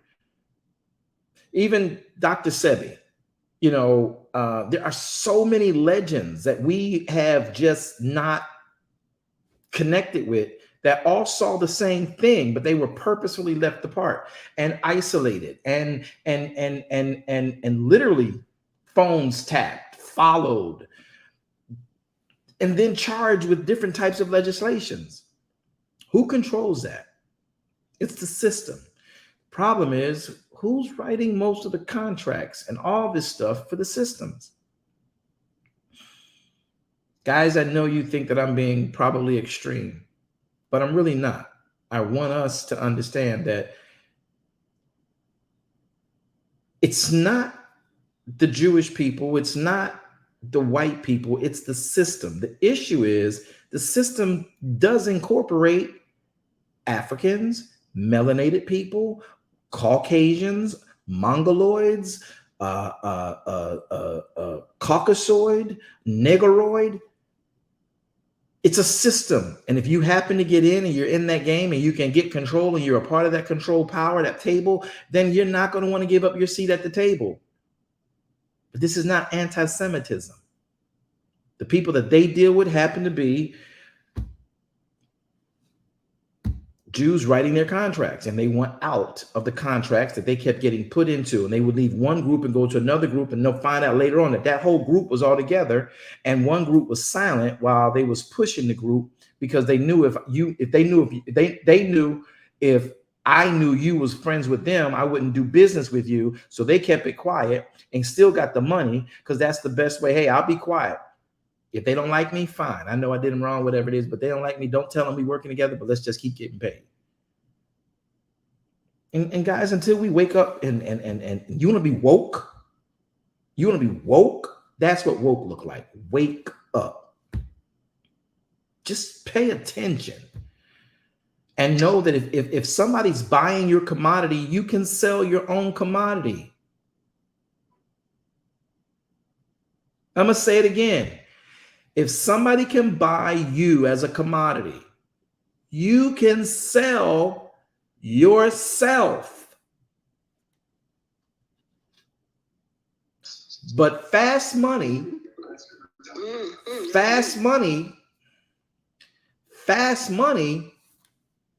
can be a big derailment. And we got to stop running for the money first. And this is what Kanye, this is what Kyrie, and this is what Jay-Z used to talk about. I ain't heard it lately. I ain't coming for him. I ain't coming for none of these guys. I'm just saying I have to sit back and watch this, because I have to counsel people who are heartbroken in the industry, they try to make it to the league. They thought they was going to get a contract, busted up their knee. Now it's done. Money doesn't come in. You see it every day, every newscast, every situation that deals with this kind of stuff is usually something about money. And all Kanye wanted and all Kyrie wanted is to make their own money their own way. But they know that they are literally webbed into contracts that were designed to make it impossible, or at least make it exhausting to get out of.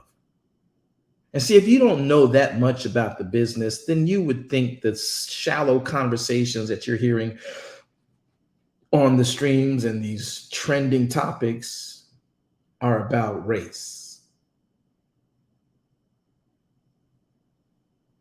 Black people had slaves, y'all. Jews had slaves. Caucasians had slaves. That's right. Moors had slaves. Netherlands had slaves. Australians had slaves. Americans had slaves. The Britons had slaves. Egyptians had slaves. Injustice? Yes. Inhumane? Yes. Yahweh's way? Absolutely not. However, don't get stuck there, because if you do, they'll build you a cement seat, put a cushion on it, and let you get real comfortable while they keep moving and building around you. We need to be a part of the building, not the seat that was built for us. That's all Kanye and Kyrie were really doing. And then to come and try to emasculate him, this is not about Kyrie now. This is why I speak up. This is not about Kyrie now. This is about buck breaking again. I'm not going to let you rape that man in public in front of his children and his wife. I'm not going to let you arrest him and say, stop resisting. And I know he's not resisting. He just spoke his words. Under rights he thought he had, freedom of speech.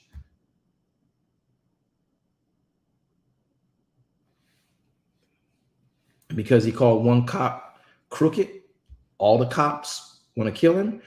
So like you won't let that one cop get exposed, we're not going to let him be exposed by you. Until we get that mentality, until we understand that this is supposed to be about a unification of an effort. That's buck breaking.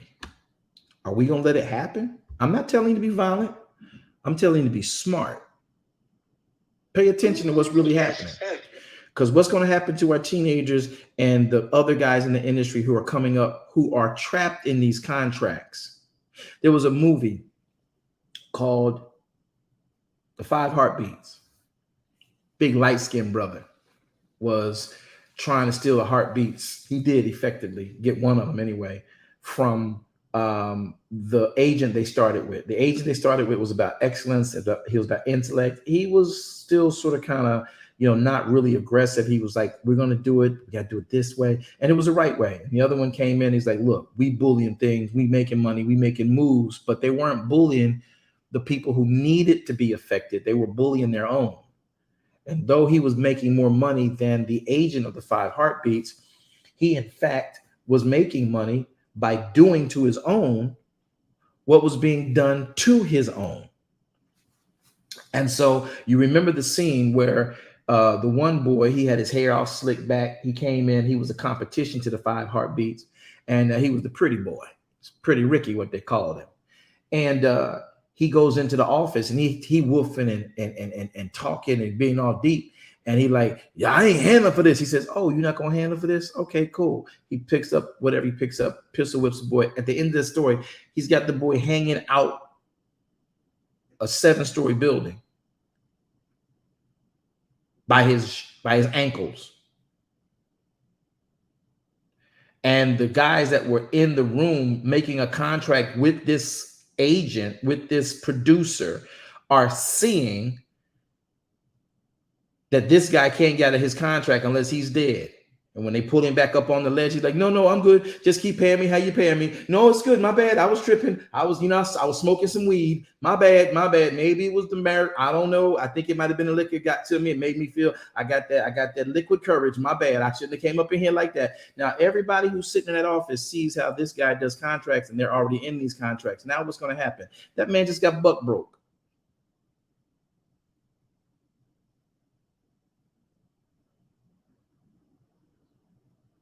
And everybody who was a part of this organization sees now I'm in. Well, how am I going to get out of this? Because he brought some real facts about, his expenses and he's short and this. And they're like, yeah, all right, but you in a contract with me. Not only legally can I sue you because I own your writings, I own your work. You need to keep doing this because this is how I'm making my money. You're going to mess this up. I'll kill you first. That's basically the mentality. And what are you saying to those that are in contracts with you? Other than, man, I can't wait till this contract is over. But you know that they're going to be pressuring you to make more signings. They're going to be buddying you up and buttering you up and creaming you up to make you say, hey, I was having a bad day. This guy was a problem before you came. You don't know the whole backstory. Come on, let me give you another $500,000. I'm going to show you how to make another $500,000. Now, listen, you're going to make more money than him. I promise you. So right now, what's your contract? $250,000. Look here, man. If you keep doing what I'm saying, in 6 months, I promise you, I'll get you $500,000. And if you stay with me for another 18 months, you'll be at $1 million. Now, come on. Why won't you take that? I tell you what, I'm going to give you $250,000 up front right now in an advance, just to show you good faith. It's a churning process.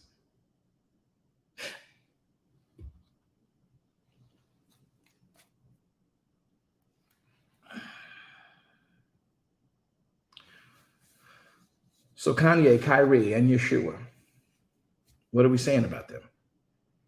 What are we saying about it? I got to get out of here. Sabbath's great come in. YAHShua did not come to establish Judaism. Is this about anti-Semitism, or is this about a system in place that does not want to come down? Now, they may have their hands in it and involved in it, but this is not about the Jews. This is about a system that they may be utilizing to get success. And until somebody lets them know the level and the pathway to success this way is inhumane, it is unright, and it even goes against your morals. Why are you doing it? Well, at this point, money trumps moral. Make this a quote. Don't let money trump your morals. Amen. Got it? Then you can see better what really the issues are that we're fighting with in our world. So my job on the proceeding word is to make sure that you all understand that man shall not live by bread alone, but by every word that proceeds out of the mouth of Yahweh. Yahweh wants us to follow peace with all men. Does not mean you don't confront issues. Don't mean that those you love, you do not call cat, or you do not say, hey, we need to talk about this. We got to confront this. Where are we at with this? Is this really the path you want to take? Here's why I don't think we should take it. Oh, but you think we should? Give me reasons for it. Have a full blown out conversation. And at the end of that conversation, if they've not received it, then you now know what you got to do. But that don't mean you hate them because you confront. But it's funny how people who feel like your confrontation, which will probably lessen all that comes out of that income stream for them, is an attack on their life, and they may violently come back at you for it. But me confronting you is not me consenting to hatred for you. Me confronting you means we need to talk about this. And because I love you, that's why I'm confronting you. Because if I didn't love you, I wouldn't even talk to you. And when you finally heard my voice, you'd be on your back looking up.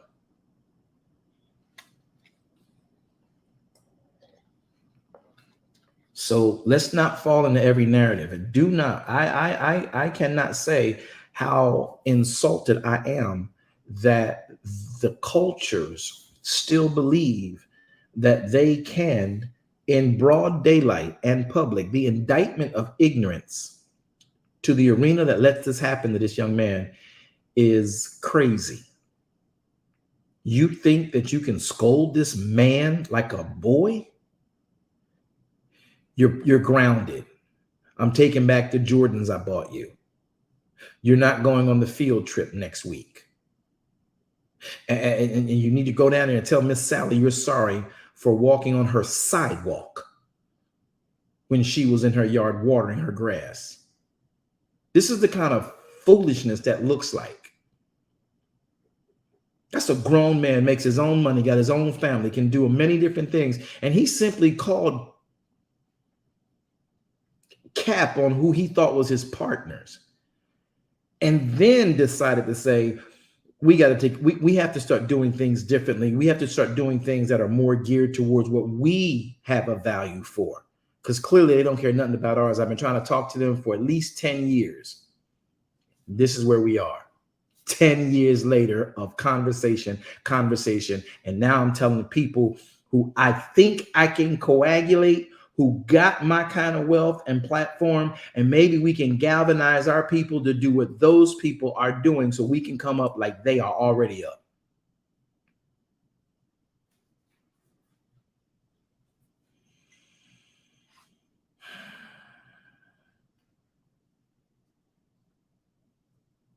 Y'all know who I am? My name is Apostle V.W. Jones, and I respectfully, lovingly, and in the love of Messiah endorse this message. The kingdom, not the church. The kingdom mindset is to follow peace, count up the costs. If we have to change direction on what we've built and we got to deconstruct it to reconstruct it, then be willing to do that. It does not require bloodshed. It requires us, through the blood that was shed, to now launch into a new path, rebuild. And this time when we rebuild, take the time to get our own, circulate within ourselves before we extend outward. That's not racism. That's not elitism. That is formative growth. You are forming the way you want to grow. And once you've reached that level where you are sustainable, no matter who and what hits you, then you can extend yourselves to others who might find you in a different and more respectful light. Because the present mentality has no respect. All they see is money, and they will put on a false smile and put on some small grins just to make sure they get what they want from you. And if you cannot produce, they will throw you away like they never knew you. That's what they're addressing.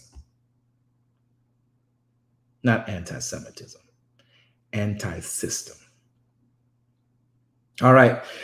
I got 5 minutes. Did you guys enjoy yourselves? Did you learn something? Did I talk too much? Did I not give you good information? Do we not know now what Yahweh's posture for us is?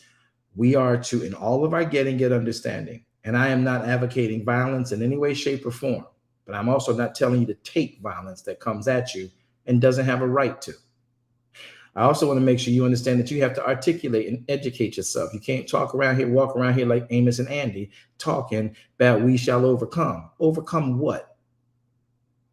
You don't even know what the basket is made out of, and you want to overcome it. How are you going to overcome it? It's not going to be an osmosis transfer. It's going to be an actual working to understand, educate, and put yourself in the best possible position to build your own foundations, dredge out your own areas for water to gravitate, irrigation into your own ground. And stop borrowing from everybody at usury that is above what you borrowed. And stop thinking just because I got this thing right here and I have it that I own it. If you're leasing it and you're mortgaging it, you don't own it. The bank does until you pay that note. And shoot, the way legislation came in, if you don't pay the taxes after you pay the note, the government owns it. We have a very warped sense of reality. Until you own, they don't respect you. They never will. And then if the system is geared to keep you as the labor that makes them profit, they ain't trying to help you get out. So the best thing we can do in this pool is try to work together and stop the egotistical mindsets within this bucket.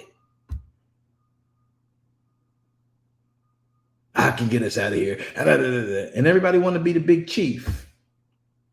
You know, the village only got one chief. United States only got one president.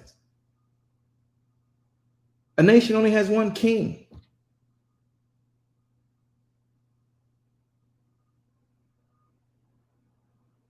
And we all trying to be the king. Why don't we just work together? And when you work together, your works will prove your value.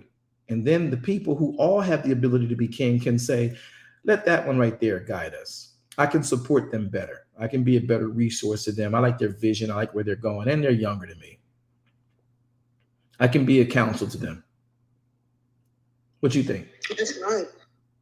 You know, and that's where we fail. But yet we're still in the basket. And when somebody's big hand reaches overside the basket and pulls one crab out, you know what's funny about that crab? That crab thinks it's going to be free. You know where that crab is going? Anybody know where that crab is going when a hand come down in the basket to get it out? In the pot. It's going in the pot.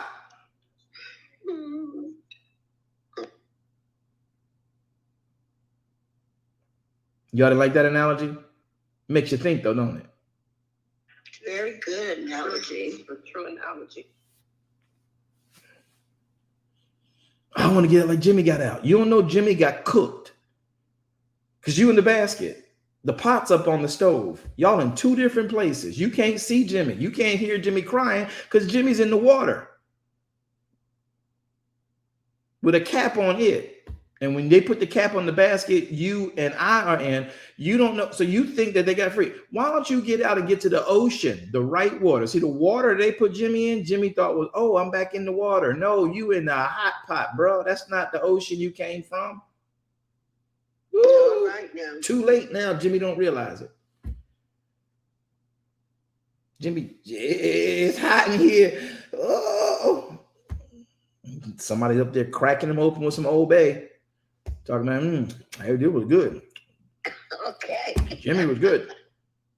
Very good, Jimmy.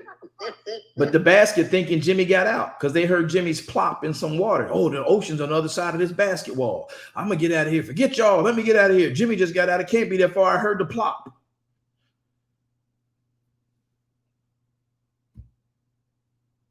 Poor Jimmy.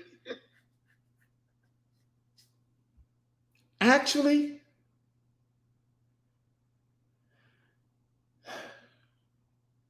poor basket, because the basket thought Jimmy got out. Jimmy's thinking he was free was short-lived. Their thinking they can be free is an elongated process, and they're waiting for the hand to get them out the basket because they won't work together to get themselves out. That's right. Father, I thank you for the time that you've given unto us. I pray that you would grant us the grace and wisdom and understanding that you desire us to follow peace with all men. Yahweh, Shabbat is upon most of us, and Shabbat is already being celebrated across this great globe of yours, and another half is about to come into it. We're asking you to help us to consider where we are. Man shall not live by bread alone, but by every word that proceeds out of the mouth of you. You told us in all of our getting to get understanding. So we desire to do that now in the mighty name of YAHShua HaMashiach. In all of our getting, help us to get understanding. Father, and we pray that the forces and the powers that be, because we wrestle not against flesh and blood, but principalities and powers and rulers of darkness of this world and spiritual wickedness in high places, we pray you that you would allow for them to be literally freed from those issues of bondage, intentional bondage. I pray, Father, for salvation to the people that we've mentioned on this platform. This conversation was about the subject matters that are prevalent and present and trending. These are topics. Our position is not for what the narrative is, but that people would see that this is this needs to become an anti-system of oppression issue. This has got nothing to do with races, though the races are playing a part. Because what's really going on is the spirit behind it. And they can use any race, even the same race of the race being oppressed. So when one does it and another does it, it's the same injustice. And we despise it and we contend with that. So I ask you now to help us to be more willing to communicate the right way and also be able to hold our ground properly. And an argument does not mean a fight. An argument means making a case for and a side, a objective, a perspective, and then seeing how we as a group can go forward with a judgment after viewing the matters. He who answers a matter without hearing both sides brings folly or shame to himself. Help us now to understand better and search for truth more.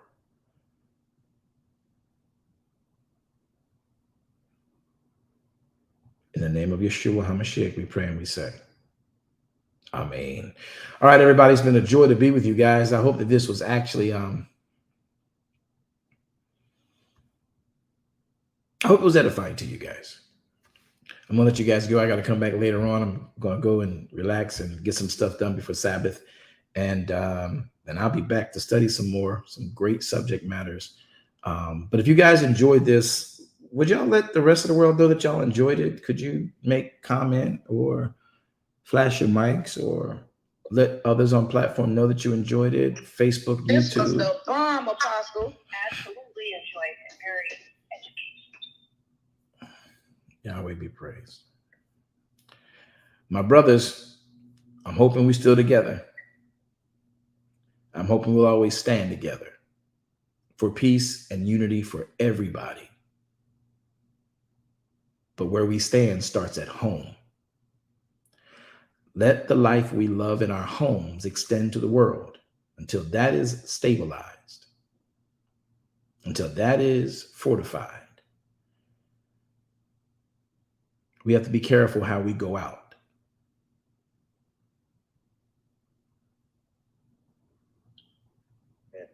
Let's work together. All right, we'll be back next week with the proceeding word. I'll be back this coming week as well with the teaching on another controversial subject, the teaching on the origin and the function of the tithe. Yep. Is it a command or is it a con? Is it of God? Did it end? Should we even be doing it? How many tithes are there? What do they mean? Well, I'm hoping you'll join that controversial subject within Christendom as well. I'll see you guys on Sunday on the DKM Ministries chat forum platforms. You can join us there at 10:30 a.m. Eastern Standard Time as we begin to open up that subject matter as well. All right, Zion, my job is done here. I'm going to hit y'all with this tune, and then we're going to be out.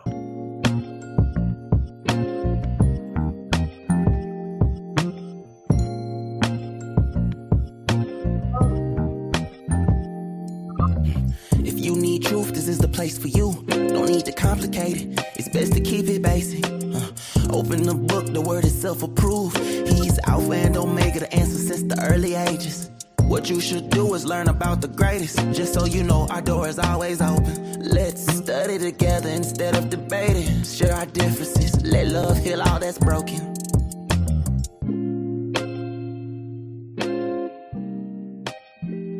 Thank you for tuning in today. I hope that this message has been a blessing to your very life and your soul, and more importantly, your walk with the King. Well, we have come to the end. I hope that you would consider becoming either a partner with us in ministry, or if you're not already a kingdom citizen, consider becoming one. By doing that, you can sow into this ministry so that we are able to continue to teach this type of ministry at a grand scale. Join us on all of our social media platforms and visit our webpage to make your contributions sure. Thank you. Have a wonderful day. Shalom Aleichem.